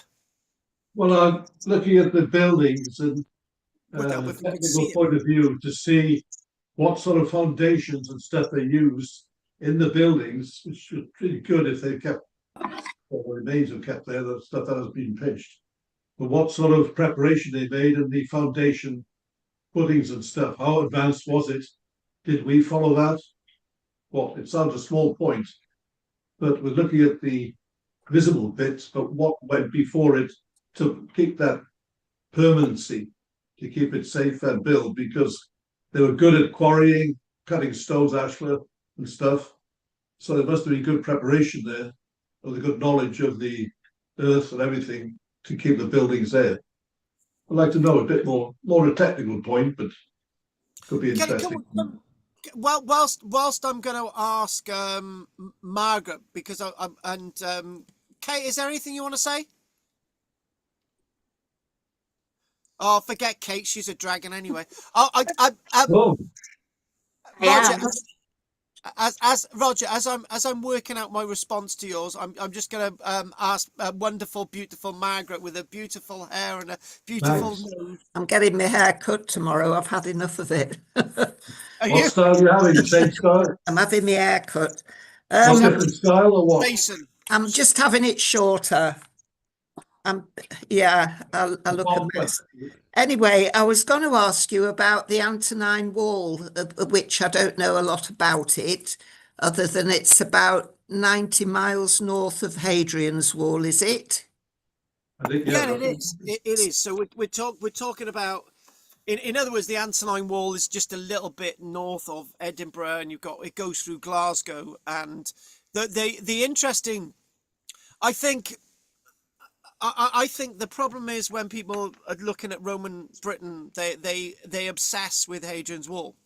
The reason why I'm doing Hadrian's Wall now is that I just want to get a little bit of out the system before we sort of go to places like Richborough and we sort of understand all that. But the Antonine Wall is the idea of Antoninus Pius to almost set his seal on history, and I think it's a bit of a vain project. I didn't realise. I've just checked. I just wondered how many forts there were, and there were about 19 forts along the Antonine Wall. I hadn't realised that there were so many. And talking about vicus, have they found any evidence of vicuses around any of those forts in over the border? Yes, there are. Because the civilians. Well, the answer is yes. In every case, I don't know. There's a single case of a Roman fort without a vicus, because you can't just have a fort in the middle of nowhere without everything that these people need. Okay, we can joke around and say, oh, they needed a brothel, they needed this and that, but when the Roman world is starting to, because what's happening, right, is Roman era Britain is a bit laissez-faire. It's sort of a little bit out there, right?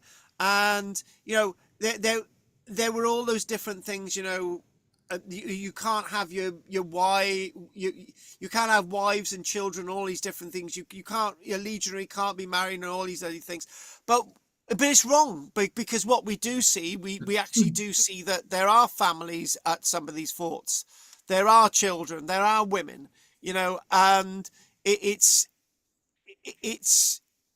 not about brothels, and it's not about all these things that the Roman fort needs. It's about the fort is actually part of the community. And this is the point. It is within and part of the community, because these Roman military bases could not survive without people supporting them. Weren't those tribes very anti-Roman though? Weren't they constantly attacking them? Poppycock. And thank you, David Bellamy. I know global warming's poppycock, but I'm going to grab it as well, right? So it's poppycock, right? So, and the reason why I'd say poppycock is that let's just juggle up. So the Great Conspiracy in the 360s, 365, which was a time when Britain started to collapse, and then they managed to get themselves back together again. And it's a weird event. And what we're seeing is that Britain is all over the place, and it's like what we do see. We've got an overall function in Britain of loads of different facets, loads of different factors, and it's really intriguing. It's a really interesting place. Bring in your question again. About the tribes between the Antonine Wall and Hadrian's Wall. That's the tribes that lived there. They never got Romanized, did they? It's a really interesting place, because I said that was the first thing I said at the beginning. That's what I did. I said that at the beginning. What we're seeing is that large chunks of Britain decided not to become Roman because they didn't want to be. Right? I'll give you one example. I can never remember. It was a lecture that was half listening to. Right, there's a Roman villa somewhere in Wiltshire. Right. So here we go, Margaret. We're local tribal leaders, right? So you come in like a typical woman as you are, and you say, right, husband, we're going to build a Roman villa. What do we need one of them for? We're building a Roman villa, right? So we build a Roman villa, right? So we have hypercourse system, we have mosaics, we have box tiles, we have heated walls, right? Well, we built it now, and you say, "Oh, well, I'm happy." My God, you're a woman who I've managed to make happy. Brilliant. Carl, But please. the point is that the hypercore system was never ever lit. They never used it. Oh. So they built the hypercore system, but they never used it. There's no sign that this hypercore system was ever used, right? So you and I decided to do the Roman thing, but we couldn't be bothered to do the hypercore system, right? And the point is that these were people who aspired to be Roman, but they didn't do the full thing, right? They didn't do full hog. So it's a bit like people getting involved in politics today. Let's not do politics, but you know what I'm trying to say. People vote a certain political party, but they don't believe in anything that the political party says. But we still vote Labour or Conservative or Reform or Green or whatever, right? But we don't believe in a single thing. But we are. I support the Green Party. I support Reform. I support Labour, whatever. But what it is, I don't. No, I don't. But the point is, the point is you've aspired to be something, but you're not actually that. And this is what Roman Britain is. That's exactly what Roman Britain is. Roman Britain is never true Roman. It's never truly a place of Rome. It's an idea of Rome, but it's not Roman, right? And that is a really good point. So you mentioned about these tribal people. These tribal people decide not to be Romanized because they can't be asked. What's the point? I don't want to live in one of those bumming things. Right, here's a point, right? If somebody ever said to me, "Do you want to live in a normal house again?" I'd say no. I'd say no. I just wouldn't. I wouldn't do it. I just couldn't do it. My parents have got a mansion in Barry, and they actually do. It's just I can't handle it. I just can't handle a place. My parents have got they've got 8 bedrooms. They've got all these sitting rooms. But I can't. I just couldn't because yeah. So it's like this whole thing that people are not totally. Some people are signed into the Roman idea because it suits them. Other people are not signed into them. And when you look at Orkney, right? Here's a point. Here's a point. So if I ever won the lottery, right, the first thing I would do would be to complete the PhD, and I would basically do Roman Orkney, right? So these people are introduced to the Roman world in Orkney. But they've got a choice to build Roman villas and stuff. They choose not to. They like the Samian ware. They like the brooches. They like the glass. They like the glass beads. They chose not to build because the buildings that they got, they're ideal for them. They don't need to do it. And it's the same with some of the best. There's a place called Dinllygoi, which is in North Wales, right? I've just done a video on it a few days ago, and it's a site that has got all these round buildings, right? And they continue to be round buildings, but they're now made of stone and they've got this wall around the outside. They prefer to live in round buildings rather than stone buildings, even though they're in a Roman era. But they built these new buildings in stone rather than square because they can't get the concept. I believe a round building's far better than a square building, but that's me. Harder to build, I would have thought, isn't it? I built a round building. It is harder, yeah. Yeah. Oh well, each to their own. Each to their own. Yeah. And basically there was Roger's thing about foundations earlier on, and we should have had a break by now. Foundations. Basically, when Roger was asking me that question, I wish he hadn't answered it, because the answer is not what Roger's going to want me to give, right? Even though we look at these structures that they're building in Britain, right? Most of the people building these structures in Roman era Britain are not people from Rome. They're not people from France and whatever, right? Most of the people building these towns and stuff are vaguely building these Roman things, but they're not building them.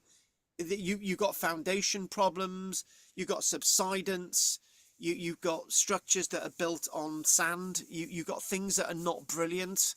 The quality of some of the stuff in Roman era Britain is not brilliant. And I actually said it earlier on. Why are they having to rebuild things all the time? That's the point. Why are they having to rebuild? I said this a few times today. They're having to rebuild things because they're not built to last, right? Unlike the Pont de Gare, unlike the temple at Nîmes, and like all the other Roman stuff, right? Some of these things are not meant to last, and then they don't last, and so the quality is really poor in some places.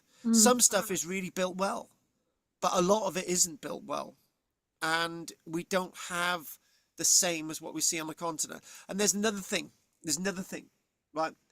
I said this before. When you look at the foundation of Roman era Britain, the Romans were not here for a long time. So when we talk about AD 43, you know, we've done all the other stuff. You know, we've got Colchester, we've got Fishbourne, we've got Chichester, we've got Roman stuff being built before AD 43. Yeah, great, that's fine. I've said all that. But most of this stuff isn't massive structures, right? So if we want to compare something like Rome, they've been building stuff in Rome, if we want to believe it, from 753 BC, right? So by the time they're building the Colosseum, you know, people have been building stuff in Rome for 600 years. So you've got buildings on buildings. You've got strong foundations. You've got buildings on buildings. You know, what anyone who's done building, Andy will know this. If you're going to build a garage, right?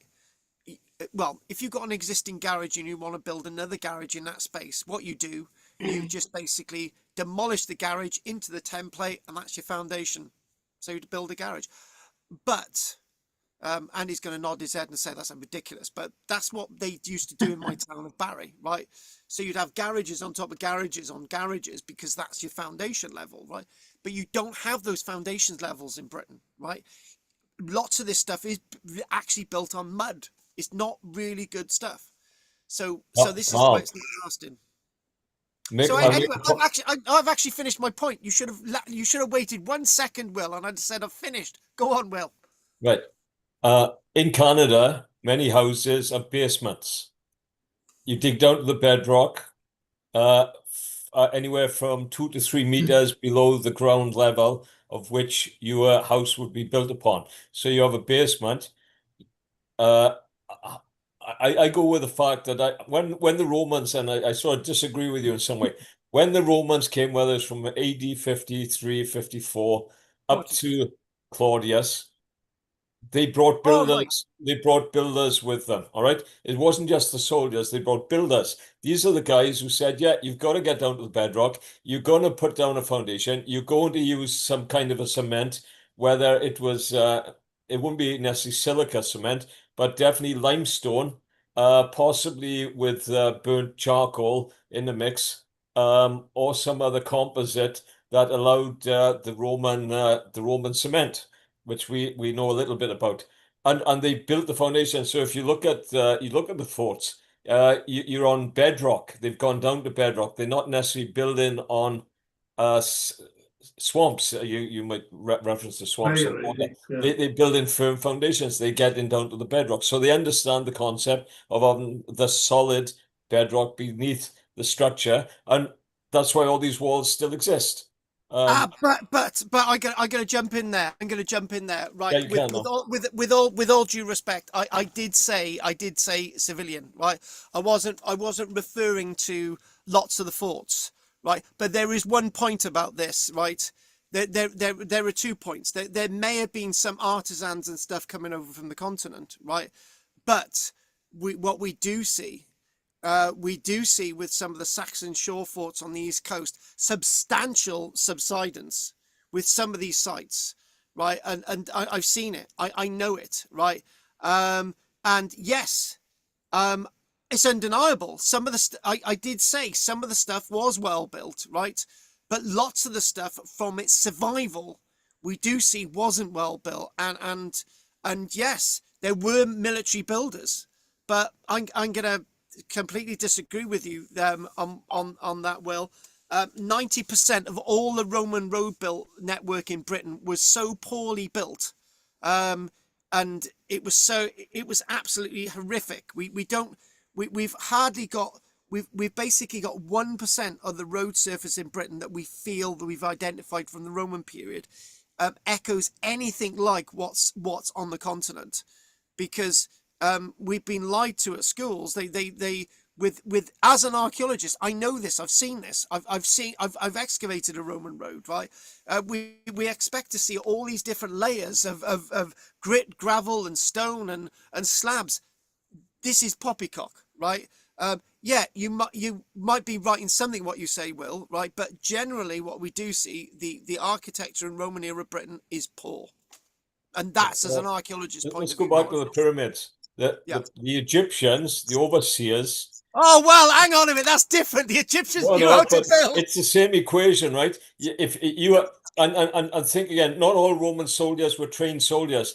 They were farmers. They were builders. They were artisans, and they were brought into the war. And let's not think about. We know there's the auxiliaries which came from other tribes, but basically the echelon, the upper echelon, were these people who were skilled enough to say, this is how you do it.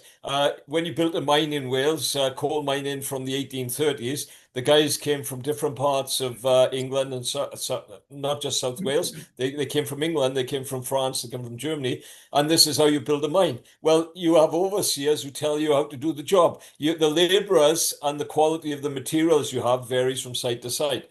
But basically, the guy who says, look, you're going to dig that hole 4 foot wide by 8 foot deep, and you're going to build it, and you're going to throw this material in, and this is how you're going to mix your cement.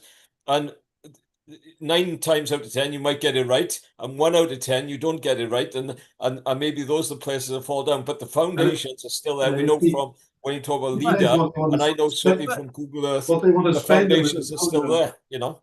Right, we're gonna have a break in a bit, but as an archaeologist, we're not talking historically. As an archaeologist, I've excavated these sites. I've seen the archaeology. The archaeology of Roman sites in Britain is excruciatingly poor, right? And that's where I've said, yeah, you're right. This is the point. This is the point. The Roman military came in. These people were skilled miners. They mined in West Wales, right? They mined in the Weald. They built some of these forts initially, right? They did lots of stuff.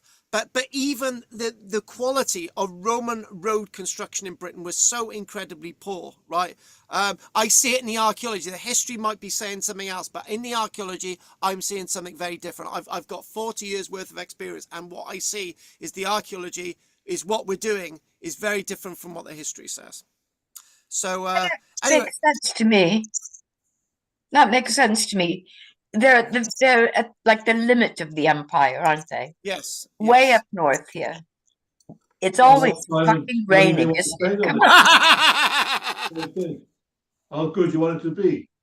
Is it a cheap sort of modern wimpy house, or a grand thing like your parents have got? The old days they built to last. Oh yeah. Standards with inadvertently treated properly and all the rest, rather than sling up something cheap.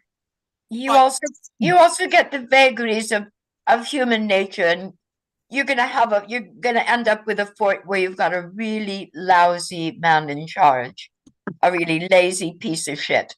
Do you know what I mean? Or it's true. It's true. I bet he had a reason. I bet that lazy man had his own latrine. I bet he didn't share with the others. Yes, but you know what I mean? You got different managers in different branches of a chain store. It can vary enormously. And that Kate, the standard joke for Welsh Council workers is that you have 1 man digging the trench and 4 supervisors. No, 6! The other ones are leaning on the shovel. 6 supervisors. Oh, 6. It's got worse. It's got worse since you were here, mate. It's 6. I drive down. Do you know what I do when I'm driving down the road? Right. it's like 20 miles an hour, and you've got like 8 people on the side of the road with one person digging. But I slow the car down and say, "Hey, Saxy," and they all go, "Do you know him? Is he your boyfriend?" Right, every time. And it's just like because they're right. We're gonna go on a break in a minute, but I'm just gonna make one point. This'll ease everybody. I think I know exactly the point that Will's making. In the early stages, we wish to profess that Rome is here to stay, but obviously the quality is not there. But in London, the basilica that they constructed after 200 years was so massive they had to demolish the thing, and they used all the bits to build the wall of Roman London and so on, right? But incredibly, the quality of Roman stuff is really bad in lots of areas. And the other thing as well is about Hadrian's Wall, right? I'm going to say it, right? I'm going to say it. Do you mind me saying this, guys? Right? Probably. Right? Will, listen to this, right? Roman archaeology in Wales is far better, right, in quality, right? Like Gethley Gaia, like the Roman wall at Caerwent, like the Roman fort wall at Cardiff, right? Is far more superior than Hadrian's Wall, right? One of the most disappointing things I've ever had was seeing Hadrian's Wall, right? It was like an anticlimax. It was just like I was shocked, right? And the reason why is that this wall, it pales into insignificance if you compare it with the Great Wall of China. I'm not impressed by Hadrian's Wall. That's why I've done it now, right? Because the other stuff in Roman era Britain turns me on like a woman with the biggest in the world. On that note, we're going to have a break. But a lot of the stones have been nicked and used probably for things in Wales. That's right. I was going to do that from people in Wales. Thank you. I can say that. And Will coordinated the nicking. I tell you what, there was I think still doing it in the fort at Cardiff, the Hill Fort. They're still doing it. The church had been built on it. Still doing it.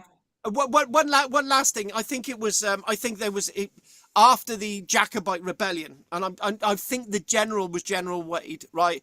He had to build sort of access roads in and out of Scotland, and the biggest quarry that he needed to use these access roads was actually Hadrian's Wall. But nevertheless, if you look at the width of Hadrian's Wall, it's not the widest thing in the world, is it? Exactly. Right. Anyway, so I've had my slagging off of Hadrian's Wall now. Andy's really upset. He's going to punch me in the face when he sees it. What we're going to do is it's 8:57 now. We're going to have a break. Me and Will are going to have a phone call now and shout at each other. But other than that, we'll be back at. We're going to have a short break. We'll be back at 9 minutes. 5 minutes past 11. Oh God! Do you know what? Right, I'm He sure didn't Will. ask Andy anything, and he's gone now. Is he? Yeah, he's taken umbrage. No, he did ask me. He asked me early on about second or third. I didn't have any questions, but Oh, did he? Andy hasn't taken umbrage. Andy and that yeah. Anyway, I gotta say, right, Kate, can you watch your language a bit? On that note, I'm gonna take a break. I beg your pardon. I have a lot of anger. Kate, Margaret's gonna back me up, right? Kate, you've used more bad language today, right, than in every single all the classes put together from the beginning that Margaret can remember. Am I right there, Margaret? I wouldn't say so. I think it's just normal, isn't it? I haven't. I don't. As far as I'm concerned. It is now. We've had about 25 F words from Kate today. She hasn't. She's not said the F word. Well, very. Might have thought it. Hey, I want a drink. Now go away.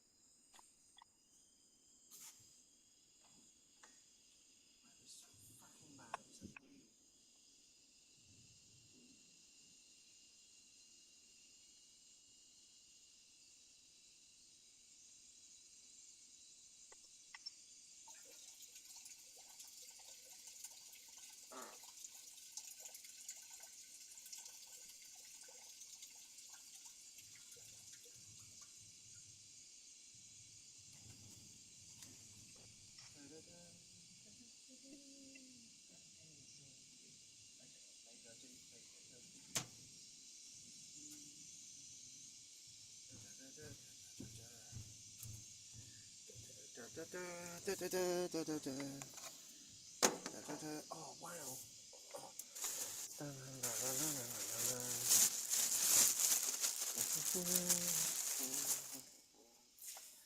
Oh my Molly, oh my Molly, there is my Molly, he's a silly cat.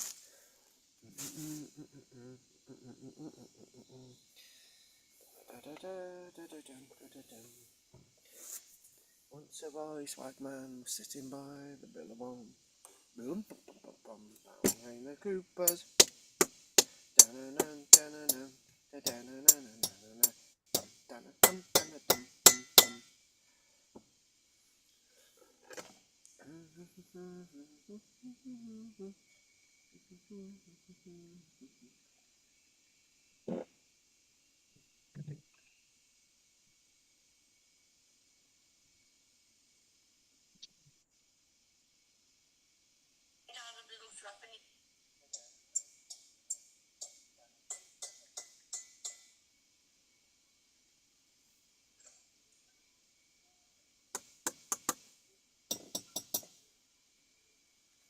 Kate, I hope you're not smoking weed.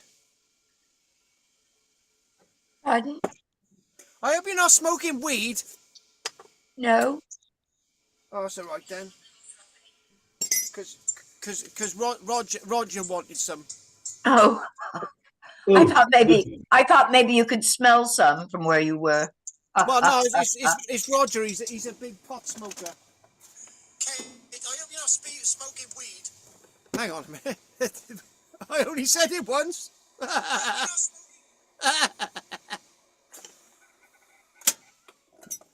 Oh God. Oh God. It's good to have you on tonight. Hey, I was It's hoping like a that. special guest appearance. Well, yeah, definitely special guest. Yeah. What was I going to say? Oh, I've been thinking about those Britons and the unused hypercost. Yeah. I'm thinking it depends. How would that happen? I'm thinking it's all very well having Roman buildings, but if you don't actually have the Roman way of life. And I'm also thinking that it might take a lot of fuel. Oh, they do. They do. And a lot of Yeah. a lot of labor. Whereas they're just happy with the brazier.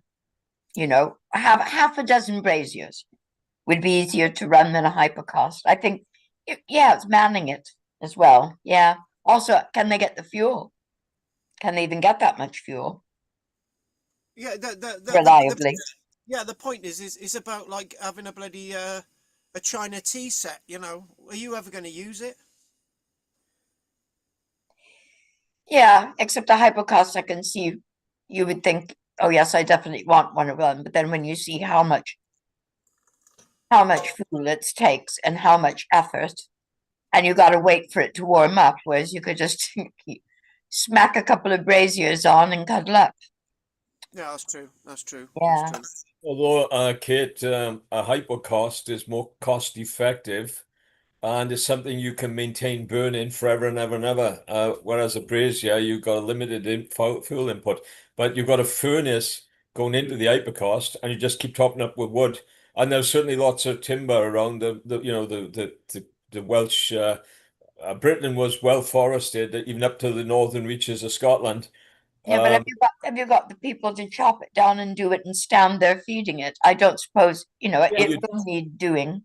Well, you do because you've got some of the native Britons and they farmers and what they do for 12, 14, 16 hours of the day. If they're not farming, you've got people who can cut down the timber. You've got people who can feed, whether you pay them or not, which they might have got paid. They had food and water and they had a shelter perhaps. You only need a small number of people to do that to provide the supply. Still, they might not have had enough. Oh, well, Otherwise employed. Do you know what I mean? There's a reason why. There will be a reason why. yeah. There will be a reason why.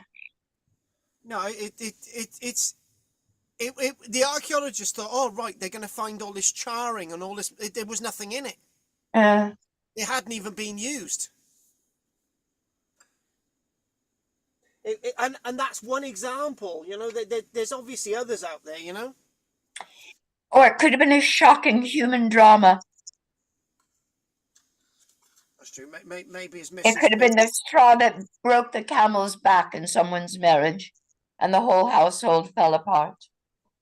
Yeah, yeah, exactly. I agree. No cooperation. That's it. Strife within the household. The people may have been there, but they were not willing to cooperate. Oh, by the way, there's a guy online, right? He's asking to go out on a date with you. He's called Black Patch's Dog. Oh, stop it! Oh, do stop it! He is. So Oh, stop! Oh, by the way, Joseph is coming to St. Brag's Chapel on Thursday. Oh, great! I wonder if we can get. I'm very keen to have a quiz team. A quiz team.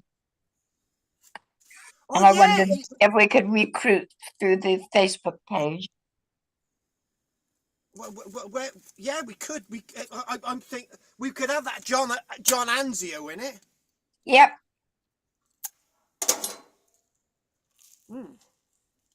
It'd be fun. I love it. I love a quiz. But the only team I was invited to go on was just completely inappropriate, and I never went back. What's your specialist subject then? Oh, holy shit! I don't know. I don't know. I never know. You don't know until you hear the question. Do you know what I mean? Swinging in the ages. A certain amount of history, a certain amount of geography, I suppose. I don't know. A certain amount of biology stuff, I guess. I think this is no good at telly. No good at telly. I haven't watched telly in years. I don't know who any of these people are. Well, yeah. No, I don't watch any of the soaps. I'm on television. You haven't seen me, have you? No, I've never seen Jimbo on the screen yet. Will you have a handlebar moustache in the Sherlock thing then? Oh my God. No, I look like Tusky. What fun.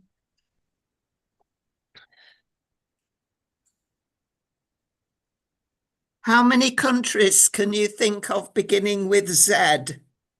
Zimbabwe. Zululand. That's not a country. It is. Zululand? No, it's not. It's KwaZulu. Zambia. Zambia, yeah. Zaire, is Zaire a country? Yep.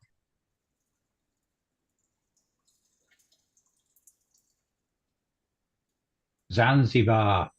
Zanzibar. Is it a country or is it a I don't know actually city whether it's or not. a- It Yeah, might be I part think of it's a city. Mozambique. Yeah, Let's go. yeah. To Who Zanzibar. wants to go with Zanzibar. me up the Danube Valley? I put my foot right in it today. We got our Barry and District Museumers, right? And I put a photograph of something, and the guy used to go to a swingers club next door. He said, I'm serious. And there was a swingers club, and I thought, oh my God, I put my foot right in it now, haven't I? What's your address, Carl? I mean, There's nothing to I do with mean, it. you haven't got an address where you're living in your roundhouse, have you? Have you got No. a PO box? Well, my official address is because we got the camper van, right? So technically, no, I got my parents' Your address. parents' address, yeah. Use Yeah, your parents' address, don't you? So if you want to send me any dodgy stuff, then you can send it to my parents' house. Well, do you want my parents' address to send me some stuff? Are you like your parents, or are you very different? No, I'm very different. Are you more like your mum or your dad? I'm like none of them. My parents don't know where they got me from. Are they very conventional? Yeah. Yeah, they are. Well, I'm sure they're very proud of you. Not when I said I was in a film about bondage last year. But they're like you being in Sherlock and in Downton Abbey, won't they? They like all that. I don't know. They don't really follow my career. Don't they? I'm sure they do. Oh, we were watching this scene that they've got me in bloody young Sherlock, and I thought, well, where am I? And I realised I was somebody that I didn't recognise. That was me. Oh, I look like Leonard Trotsky because it's like a lunatic asylum scene from the yeah. from the Victorian period. But you can have a good start in life, Carl. Breastfed and looked after properly when you're at Liverpool. So. Who was the grandfather? The grandfather. No, it was Noel. Was that your mum's father? Noah was my dad's father, right? And Right. Noah used to tell Noah used to tell me when he was 16, right? Him and his mate Bert Rudd, right? Used to have a shed in the back of the garden, right? And they used to get all the girls to strip off to go into the shed to do a show in front of them completely naked, right? And my granddad used to talk about this all the time. And when I met this mate Bert, he said, yeah, but Noah, you used to end up with all the good looking women, which got my granddad into a lot of trouble with my grandmother. Oh, very naughty. He Yes, was in our school we had girls they used to line up to be kissed. So. No, my granddad used to convince them that there was something in it from them at the end, but they apparently they all used to parade in front of them naked. I can't remember why they used to parade in front of my granddad naked and his mate Bert Rudd. But then eventually, my grandmother used to say, "It's better bearing up than it is bearing down." I could never, and there's nothing wrong with a bit of the other. My grandmother used to say. Oh, Right. Yes. The partner's a good woman like mine. So. She used to work in a munitions factory in the Second World War. Oh, my mother did. That was a good earner then. A very good earner. Did she get a medal? Nah, she talked too much. My mother got a medal for being in the land army. Oh, no, right, she wasn't. No, she wasn't in any of that. She just did munitions. Land girls. Well, my mum did munitions later, but I thought they gave people medals for that as well. Oh yeah. Nah, not my grandmother. She'd have told me about that. Mm. Well. But that You know, no, my he was big into history, wasn't he? Ooh, Knob End. Yeah. Yeah. My granddad. This is the thing. My grandmother. Obviously, after the Official Secrets Act and stuff and whatever, she sat me down and she said, "This was after Noah had passed away." She said, "I can tell you now. He had disappeared for about 6 months. At the outbreak of the war, right? Because he was a long distance lorry driver, right? And the Ministry of Defence would refuse to tell my grandmother where my granddad was. He had just disappeared for 6 months." And she found out he was working behind the lines, and I don't know what else other than that my granddad was doing in the Second World War. There we go. Ooh. And that was a real Langford. He had hairs on. Right, let's crack on. Right, so what we're going to do, right, we're going to look at Richborough Castle, right? It's 9:15. It's almost as if, right, we're all smoking weed, and it's all it's all for the good of the country, I believe. So, right, so we're gonna go to Richborough now,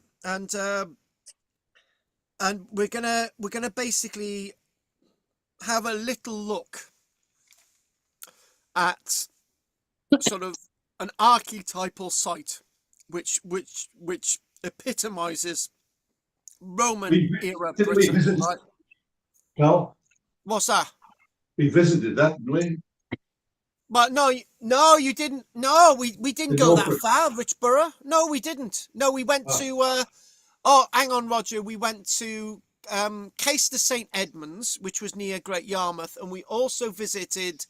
Oh God, we've on the Colchester trip we visited. There are good walls left in this one fort. Oh yeah, yeah. It was we visited. Oh Lisbon. no, it's more or less complete. Anyway, that one, right? On the trip on that one, it was we all had a break in this place, right? And we were on the way to Great Yarmouth, and it's legendary because they had a fish and chip shop that fried their chips in pig fat, right? Yeah. And there's a story associated with that, which I'm not going to get into. Anyway, so we're gonna crack on with some images, right? And Will's gonna I don't know, right? I don't know what Will's gonna do after this today, because he usually posts stuff on the Facebook page. I'm sure he'll come up with something. Right. So are we seeing the images now? Yes. Yes. Oh yes. Oh, sweetie, oh, shut your face, titter me not. Right, we are looking at Richborough. We're looking at Richborough Castle, otherwise known as Richborough Fort. Right, and this is a really interesting site. And obviously, what we're going to do today, we're going to chuck a few things at you so you remember in the future. We will be coming back to Richborough again, but there's a few things I want to chuck at you. Right, this is known as a Roman Saxon shore fort. Right. The reason why it's known as a Roman Saxon shore fort is because these sites were massively constructed and rebuilt towards roughly about the 270s, 280s, 290s, right? And these were massive, powerful forts going all the way from the Kent coastline and a little bit towards Portsmouth as well, all the way along that sort of coastline. All the way Reculver, then you've got another one Reculver, and then you get all the way to the East Anglia coast. Oh, and by the way, you're going to love my little video that I said at the beginning of this, 8 minutes long, with some really nice footage of why I believe Caligula did invade Britain, but I'll tell you when that's actually posted. So where this site is, where is this site? There it is, Richborough Fort. So obviously what we've got with Richborough Fort is not too far away from Pegwell Bay, right? And so obviously this was basically an island, wasn't it? So the Isle of Thanet. So what we're going to do, we're going to go to a popular image, and there it is, right? So what we've got Ebbsfleet, and basically, if I hopefully I've got this right. that's where, hang on, not that there. Oh, hang on, it's all gone wrong. Right, that is where I've disappeared. Richborough is. So basically, that defended and commanded the Wonsom Channel, right? And and massively interesting about Richborough now is it's 2.5 miles away from the coastline, right? It's quite far away from, well, water, not the coastline, the water. It's really far away now. So there's been lots of changes with this landscape, and Richborough is one of those sites that's seen lots of changes. So this is why it's an archetypal site. And we've got a bit of a plan there, right? So Richborough site plan showing the ancient shoreline, and the black cross marks the surviving roadways through a 4-sided monumental arch. So in other words, we've got a monumental arch. And basically, we do believe that this monumental arch was demolished by the Romans because they needed the material to build the fort wall. And when you think about it, right, it's almost as if it's sort of slightly elongated site, because the wall on the right hand side, it was longer than the one on the other side. So it's not exactly that playing card form, right? But this site, oh, hang on, wrong one. So this site itself, the brown ditches are of the earlier fort, and obviously the stone walls are the later fort.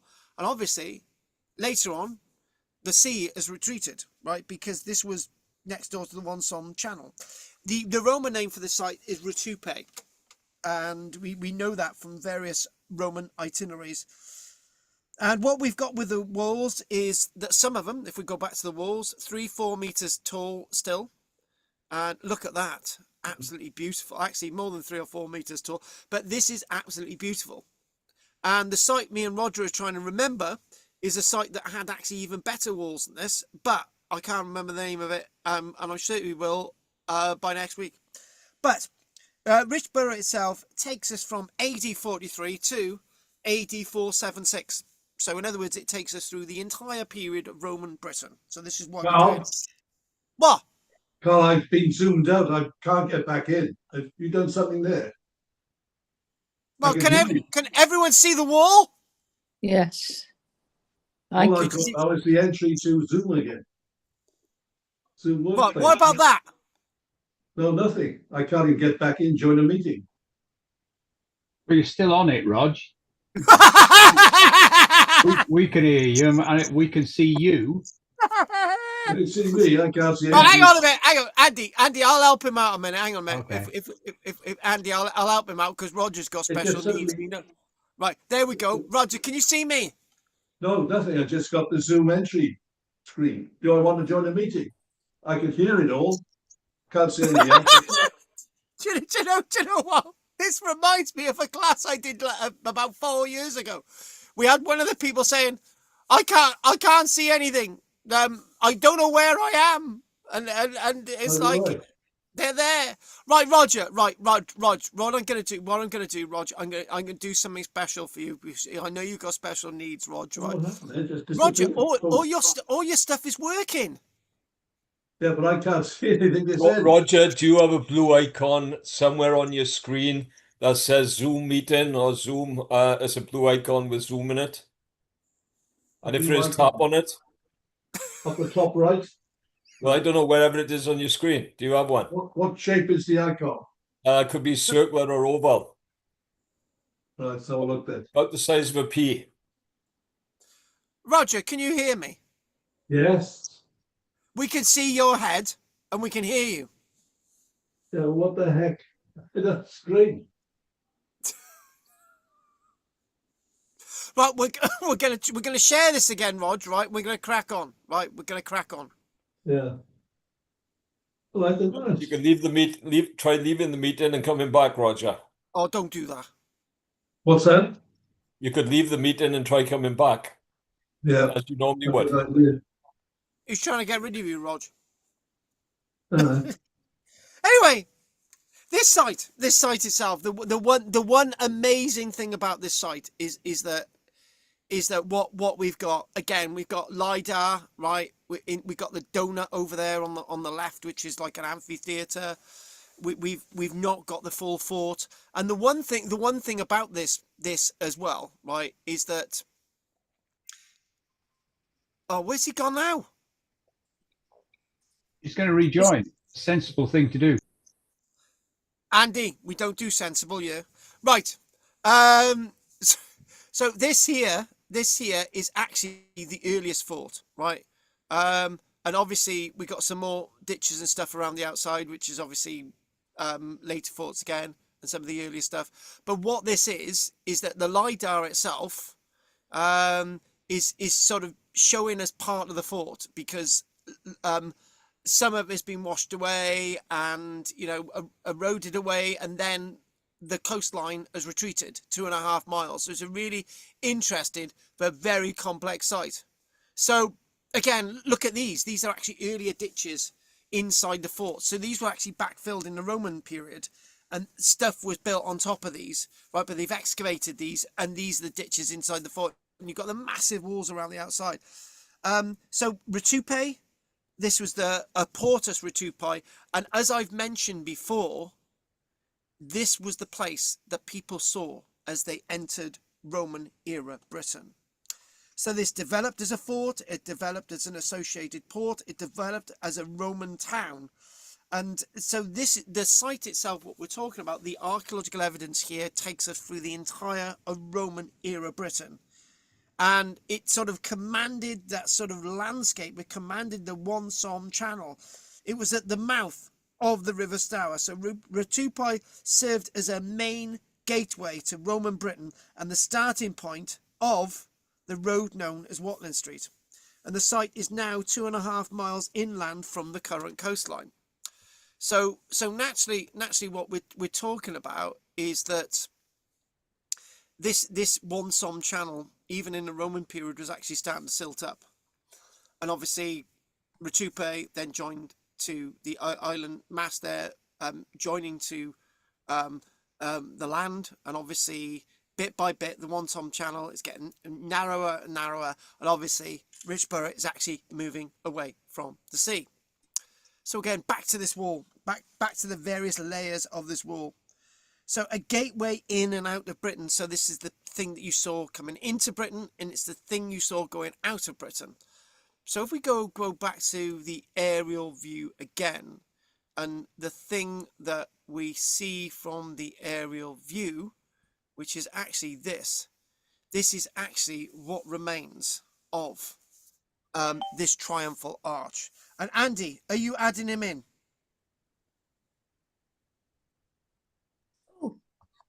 Yeah, can you see it, Rog? Rog? Where is everybody? Right, I'm back in, but it just suddenly went, and all I had was my background screen. And Can you, Roger? Can you see this? yes, I can see the tablets or tablets. Yeah. Right. Okay. So what we're going to do, we're going to go out of the screen, and I'm going to show you because we saw this last week. I haven't got it in my slides, right? So we got the Richborough monumental arch. Oh, there it is. Saw it straight away.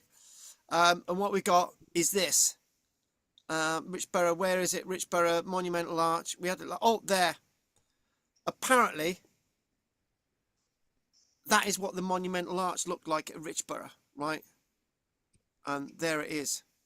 And this is what awaited people as they came to Britain. If this monumental arch was built from an early age, right? Because what we've got there, it's enclosed by the earliest fort walls. How much of this is realistic? How much of this is whatever, right? But obviously, at some stage, probably in about the 370s, 380s, they decided to demolish the arch. Typical British thing. This thing didn't survive, so they used this to help assist the rebuilding of the walls, the defensive walls around this wonderful site of Richborough. So you've got various different phases within the archaeology, and actually they've done a reconstruction of part of one of the gateways as well. So this is great. And what we do see is, look at that there as well. So we've got this. and you can actually see that it was more complete when this was actually put together in the 1700s. So there's obviously been erosion since. So anyway, back to my notes and back to my image, where there we go. And I'm seriously looking at the time, so we're going to crack on, right? So we're going to go back to here, and we're going to think and look at the plan, understand it. So so what you've got the internal ditches here, right? Got these other large brown ditches, some sort of various phases. The purple stuff is the wall that's sort of eroded away. The red stuff is the wall that survived. This is the monumental arch there. So if we keep that in front of us, and let's crack on. So the early fortifications were dug on the site, and this was going to be the bridgehead. This is where everything was going to come in. So you've got the port on the right hand side, the portus, and what we've got is roughly coming into about the late 270s, probably in about the 280s. The fort itself become massively important, and by 287, 288, it become massively important to this guy, Carausius. Now, Carausius is actually mentioned in my own book a few times. I love this guy. And and when we think about the name Rutupe, is something really, really interesting about the name Rutupe, right? So we'll write it on the screen, right? Because I don't have a version. So let's, Rutupe it's spelled, we'll do this on red. It's spelled R-U-T-U-P-I-A-E.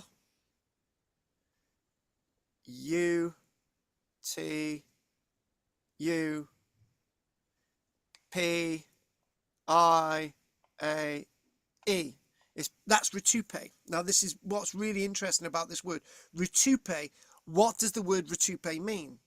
So we think that the word Rutupe might relate to a Cymraeg name or Welsh name, which would be RHWD, Rhyd, which means mud rust. Is this the place of the muddy river? An alternative attested for this name Rutupe made it clear, or Rhyd, RHYD. I thought that was Gaia Reed, free word. Anyway, Reed, RHYD, which could be referring to ford, referring to a crossing point at across the Wanton Channel, right? And pay, we don't know. So we don't know what the word pay. We don't know what that word means, Rutupe. However, it's a really interesting name where we actually get Richborough from. And one of the things I would say about place names in Britain is very few Roman place names have actually survived in any way, shape, or form, right? But if this is associated, this site is associated with, for example, very early Roman era Britain, it's very, very important to our study onwards. So how much of this is from the very moment these ditches were inside the fort? How much of this relates to AD 43? How early is this? We're never really going to know. But Richborough itself, outside here, expansive site, this site itself would be the place that you would see first, and would be the place that you would last see when you're leaving Britain, particularly if this port, right? And we do know that oysters were something that were imported into this site on a mega scale. Now, as well as everything else. So one thing I'm going to say is that this thing, which is, as we know, is that thing in the middle, that cross, and it's a cross. The cross itself represents the road level, right? It's the road level, and obviously the template of what is left of the arch. Now it was known as a quadriphron arch, which was obviously a rectangular four entranceway arch. So obviously this is a cross, so this is actually the road surface that actually survived. Decent road. Now, was this constructed after immediately after AD 43, or could this be something to do with the campaigns of Agricola in the year 84, AD 84 in Scotland? But what we do know is that the little chunks of marble left around the site, and this marble is actually high quality Italian marble. Now, the one thing about this triumphal arch, which we've shown you, right, and again, if we go back out the screen and we go to look at the illustration online of a triumphal arch, there we go. Which one should we go with? Right, let's go with, oh, and there's the plan as well.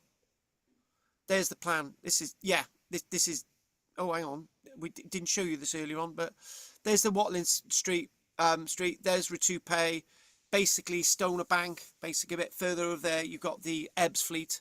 Yeah, so the road leads into Canterbury, but if we go to, oh, and there's the reconstruction. They've actually done a reconstruction gateway at Richborough, which is really, really interesting.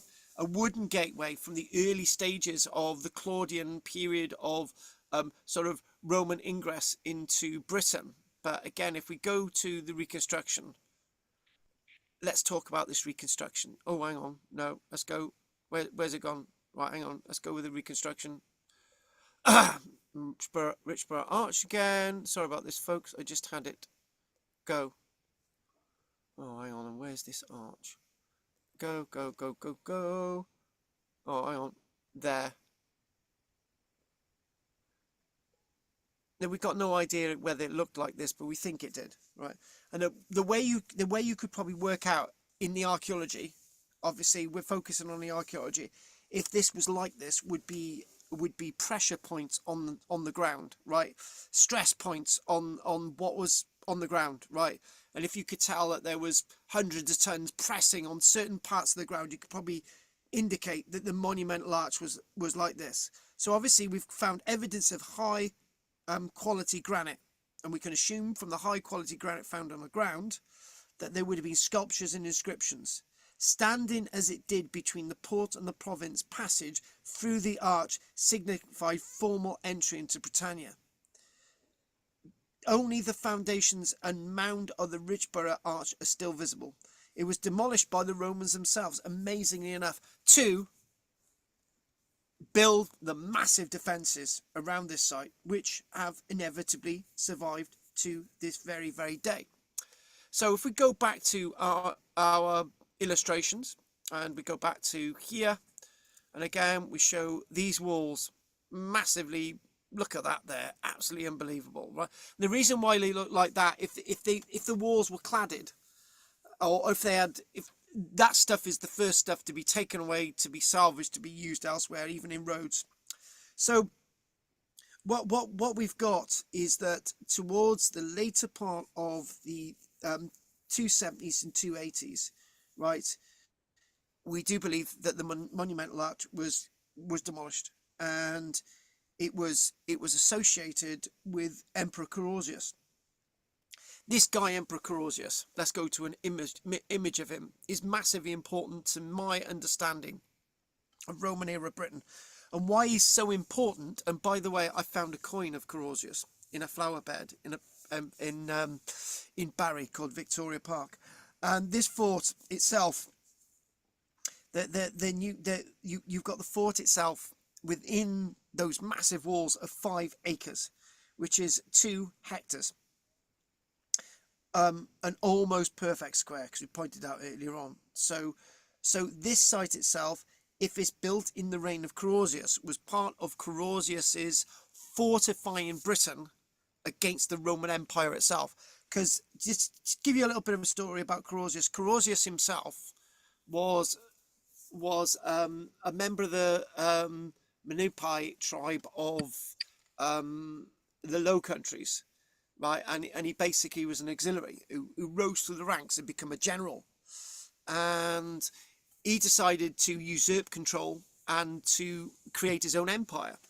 The first time Britain had an empire by itself, he created the British Empire, although he was basically Roman. And it's said that he built the walls around this fort, or had completed them. And this was part of a whole network of shore forts that existed along the southeast coastal part of Britain. And actually, if I'm going to mention these shore forts, and I'm going to be very wary of time, if you type in anywhere Saxon shore forts, so Saxon shore forts, so here we go, map, that'll do, nice, like it. This is what I want. So what we've got is we've got happy memories from Roger now. So there we go. So the one we've obviously talked about, Richborough, right? Reculver has totally evolved it into the sea.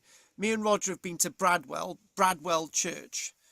We've also Walton Castle has been eroded into the sea, right? But the place that Roger's on about is Burr Castle. Burr Castle's got some of the most complete walls of any Roman site in Britain. But we've also been, we didn't go to Caister on Sea, but we went to Caister at St Edmunds, and we didn't get to Brancaster, unfortunately, which is a bit of a shame. But I just thought I'd show you that. Those are known as the Saxon shore forts, and they go all the way down to Portchester. So you can imagine that Carausius defending the coastline against the Roman Empire, which he'd now seized Britannia. This is what he did, and he was quite a successful guy altogether, except he was assassinated by his finance minister, a guy by the name of Electus. And again, bits of hanging wall. So when you think about this site, it actually had its own amphitheatre as well, which we don't know a lot about. Not that, that's a wrong blooming LiDAR, but if we go to here, if we go on top part of the screen, that donut thing is an amphitheatre. And it's likely that amphitheatre, it said, excavations in 2021 have revealed that the amphitheatre and the settlement, which was between the fort and the amphitheatre, really spread out, continued into use way after the site had been discontinued because it was so far away from the coast. So what we've got as well is something really, really interesting within the walls of Richborough. And what's really interesting within the walls of Richborough is another part of the Roman story of Roman era Britain. And it says Roman Richborough at the top of an extract of a map put together in the mid 300s, right? So you've got Dubris, Richborough, right? And what you've got is it's showing at Richborough, and by the way, these maps are usually the wrong way around. It's showing a church. And this is really interesting because it tells of a change, and written and recorded on maps, a change in religion from paganism to Christianity, which is eventually adopted by the Roman Empire completely by the late AD 390s. So what we have, there exists an unexplained structure at Richborough that is believed to be a font, which the font is part of a church, which is shown in this map of the mid 300s of Roman era Britain. Although the fort is now destroyed, although the church is now destroyed, we do believe that this is one of the earlier churches in Britain, alongside another example at Colchester and another example at Caerwent. So this church, Andy, you said at the beginning, this church was more than likely built of wood. So the only thing that we got remaining of it is a stone font. So altogether, this fascinating piece of evidence that they're hoping to excavate one day. But the one downside with this site is that it eventually moved away from the sea. So this was no longer an entry and exit point into Britain. So you have to travel a mile and a half to get here before you could move inland. So during the decline of the Roman Empire, Richborough was eventually abandoned by everybody, and then it was more than likely resettled by people that saw this abandoned fort and thought it was useful, and obviously using the existing church. So as we call this today we've got archaeological excavation evidence from the 1840s, particularly the amphitheatre, with skeletal excavation evidence. We've got excavations in the 1900s, 1920s. What's that? I'm quiet. Okay, excavations carried out in the late 2008 of a 90-metre section of Roman wall uncovered the original Roman coastline, along with the portus, along with the port wall. So the discovery and excavation of the beach itself has pinpointed its geographic relationship to the site's earthworks, proving that the earthworks and associated, it had a complete set of earthworks and stone defences around it. So more excavations in 2021. Now, what is really, really interesting, I think this will complete the story today, right, is the Roman replica. Because this is something part of the story when I need to get this on here. So let's just go. I didn't get the Roman replica on here, so we're going to go back to here. We're going to type in Richborough. We're going to type in Roman replica. So this will complete the story tonight. So Richborough, Roman replica. Hopefully we'll get it. We will be coming back to Richborough again, right? But again, this was sort of a little bit of a introduction tonight more than anything. So, oh, reconstruction. There it is. Oh, and by the way, there's another sort of another example of how they thought the arch may have looked. So we've got different perspectives on this. However, let's think about the archaeology, and there. Oh, hang on. They've done it. This again is part of the story of when we're looking at these sites now, and the reason why this is part of the story when we're looking at these sites, and we'll explain this, and then we will sort of go a bit deeper. In 2023, a replica wooden Roman gateway was built near the centre of the Roman fort. This was in 2023. We never even did any press reports or anything on this. On the precise site of the Claudian gateway of AD 43. From the top of the structure, there are views all round the surrounding walls, and in good weather as far afield as Reculver, which was now the fort that's been eroded into the sea completely. So where you've got Richborough that they've reclaimed the land from the sea, at Reculver it's been eroded into the sea, right? So, and Reculver is known as Regulbium. In addition, the on-site museum has been refurbished to display some of the many finds from Richborough, a location which saw both the very beginning and the very end of Roman rule in Britain. This site itself is the epitome of everything that we think of Roman era Britain. The end, the beginning, the middle, and reconstructions. Now, I think this is a nice place to sort of bring the last thing together, right? Whenever you're looking at Roman sites, be very careful of the reconstruction because they're everywhere. There's a site in Manchester which they've reconstructed the remains and stuff, right? And you think it's the real thing, but it's not, right? When you go to the likes of Caerleon, the barrack blocks at Caerleon are reconstructed. They've reconstructed the archaeology of the archaeology on top of the archaeology, right? At Caerleon. So you're thinking you're looking at the real barrack blocks, and they're not. They're reconstructions of the archaeology which is underneath, right? So No way. one thing I'm going to say is this, right? I'm going to take us to Hard Knot, and I'm going to show you a little lesson, right? Now, okay, and guys, I'm not critical of this because it's an earthen bank with wood, right? You've got to be very rare, right? Obviously, the wood's not going to survive, so it's obviously reconstruction. It's obviously right. But when people get archaeology and reconstruction right, I'm going to give you an example of it now, and that's where we'll finish. So I'm gonna type in hard knot, right, and hard knot pass fort. Whatever you do, whenever you, if anyone ever goes to Hard Knot who doesn't know where Hard Knot is in Cumbria, right, don't go from the eastern end. Go from the western end and then go down the eastern end with good breaks. Isn't that right, Andy? Yeah, good.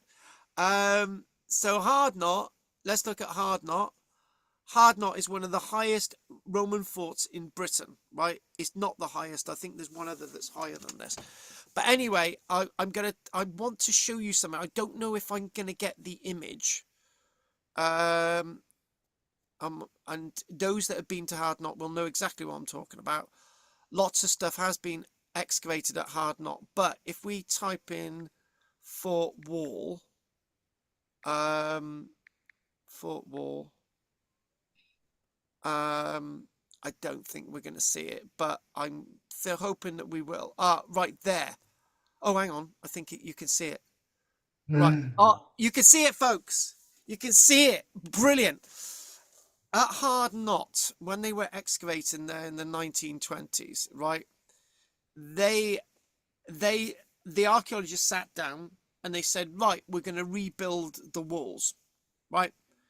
But one archaeologist said that what we're going to do, we're going to tell people where the original wall is and where the later wall is, and how are we going to define that? So they basically said, we're going to put a membrane. Well, it wasn't a membrane. I think it's a slate layer, isn't it, Andy? But so in other words, what you've got at Hard Knot, you've got archaeology and you've got reconstruction, but the archaeologists allow us to know where the reconstruction is. And for me, that is good archaeology, because what I want as an archaeologist to be able to work out where the original stuff is and where the fake stuff is. And so, I was thinking of this today. I'm gonna give you an example of this from another perspective, right? I'm telling you, this is so important to archaeology, right? This is mainly for Roger and Kate, right? I'm gonna upset Kate now, because there's something at a place known as Barry Castle, right? And right, at a place called Barry Castle, right? And if I can get a bit of the wall, there, right? I don't know if you can see it, right? Can I see it? Hang on a minute. Nope. Plan. Hang on. There's a point, and then we'll call it a day. So, did it there? Can I see it? I want to show you something. Right. Okay. You can't really see it, right? But when the archaeologists, when the council was rebuilding the wall, right, there was a gap in the wall. Hang on. There was a gap in the wall by here, and the council workers thought that the wall actually headed in an angle, right? So they sort of put bricks in there which point that way, and bricks in there that point this way, and they got it wrong. So now we've got a bit of the wall that indicates that the wall goes that way and that way, when in fact they never did that at all. It was just a gap in the wall, and in fact the wall just continued this way. So the point is with this is that anything to do with archaeology, it's always good to know where the archaeology is and where the reconstruction is, right? And particularly with Roman archaeology, it's good to see where the real thing is. And when you go to places like York, there's so much stuff in York, particularly the walls, that they say is actually this, and it's not. And you go to other parts of York and you can actually see the real genuine item. And one thing that when in York, you get to the the wonderful reconstructed column, and they've put this column there, and people look at this and say, oh my God, this has always stood, but it hasn't. They don't make enough of that. This has actually been reconstructed and re-put here. And there's a Roman site in southern England that is actually a complete this is like a complete like big pool and columns, and it's beautiful, right? What they've done, they've dragged this Roman building in the 1800s to southern England, and I did it as part of my Roman series. Nobody talks about it because it's not a native British site, because it's been brought over here. But some people go there and think, wow, this is a genuine Roman site in Britain, but it's not. So be very careful when you look at Roman stuff. Is it genuine or isn't it? And the good stuff is genuine. On that note, it's now 9:54. So I just want to know if anyone's got any questions, and let's start off with Maceo. Oh, no, sorry, I haven't. But thank you, that was really interesting.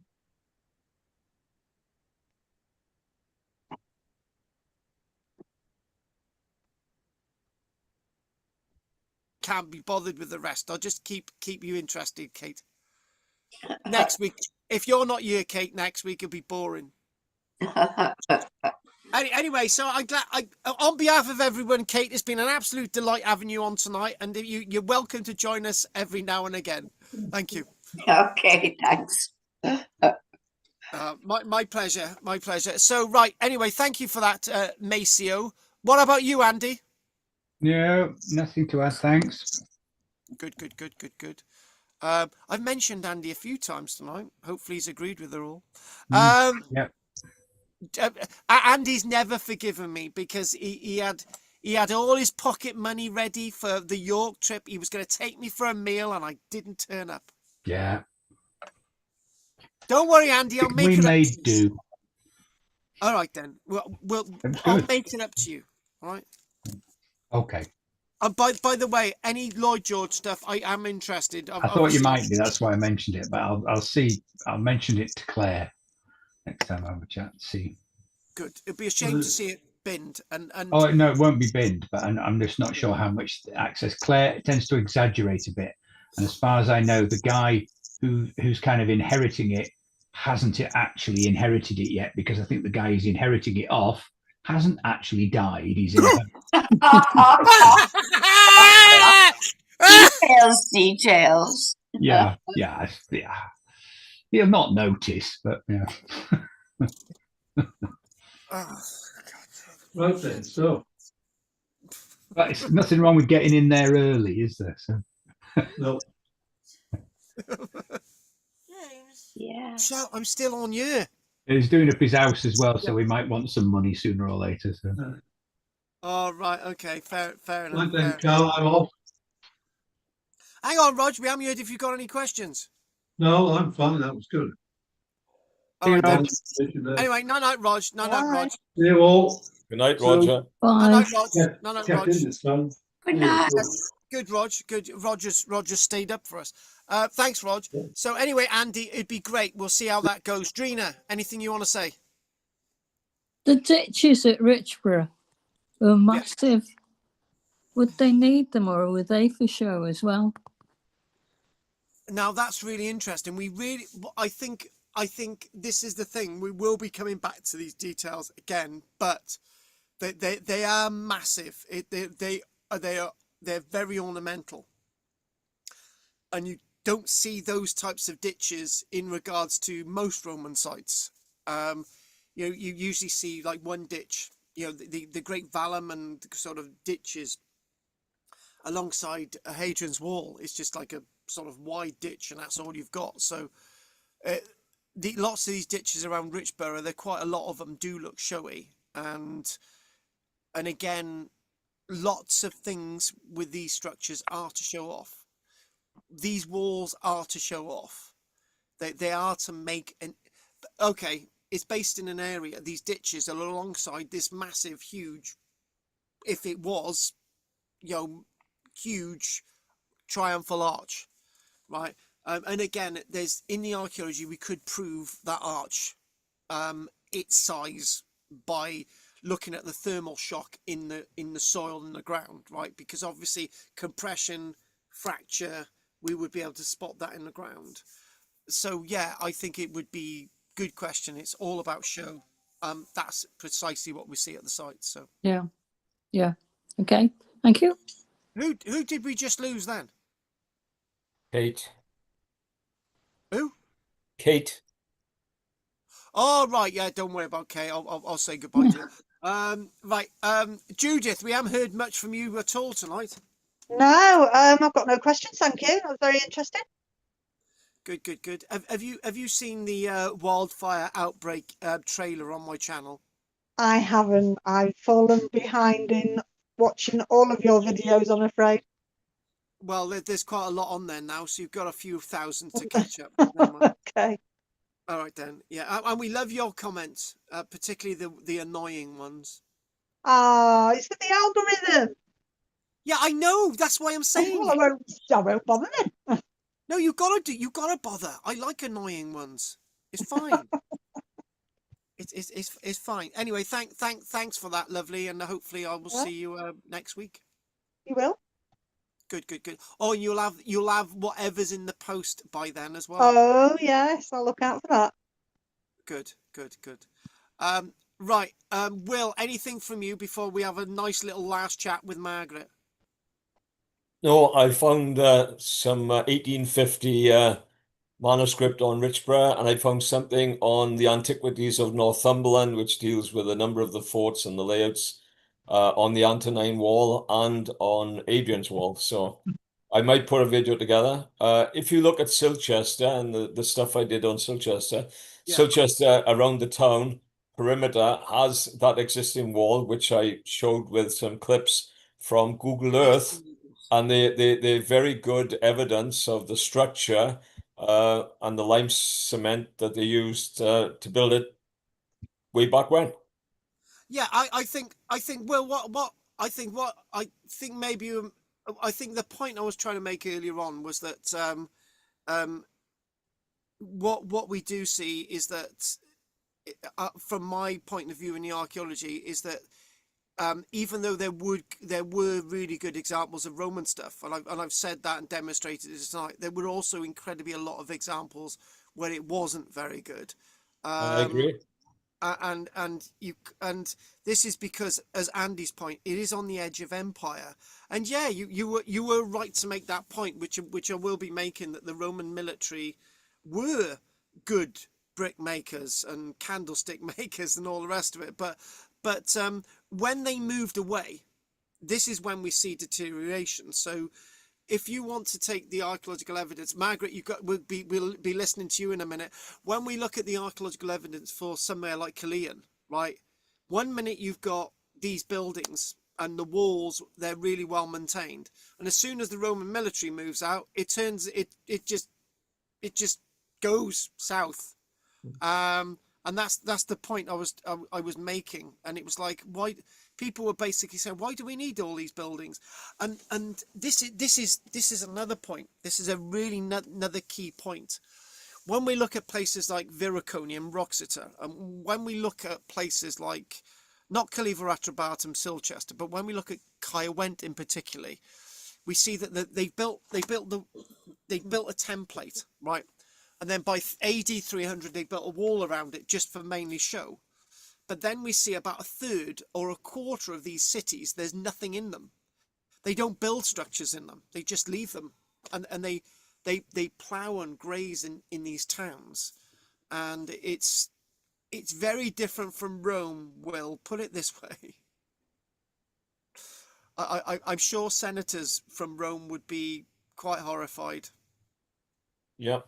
So and we're all good, Carl. It's all good. I follow exactly. Good. Right, so that's that. And then finally, Margaret.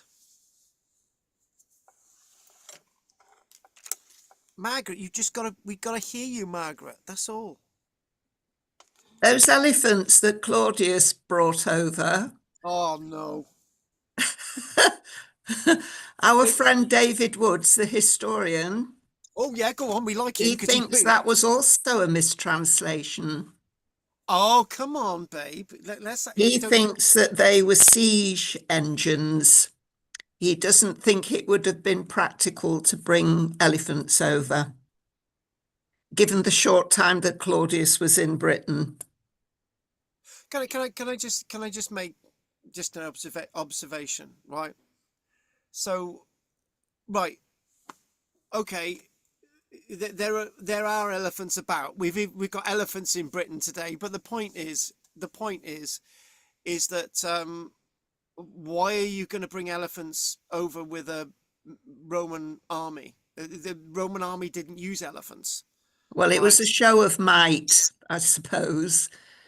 Yeah, but I think but anyway, David Woods doesn't believe it. He doesn't believe a lot of what Cassius Dio says in his writings, actually. if David Woods was the woman, I would take her out for a date with Michelle's full knowledge as long as nothing happened. So there we go.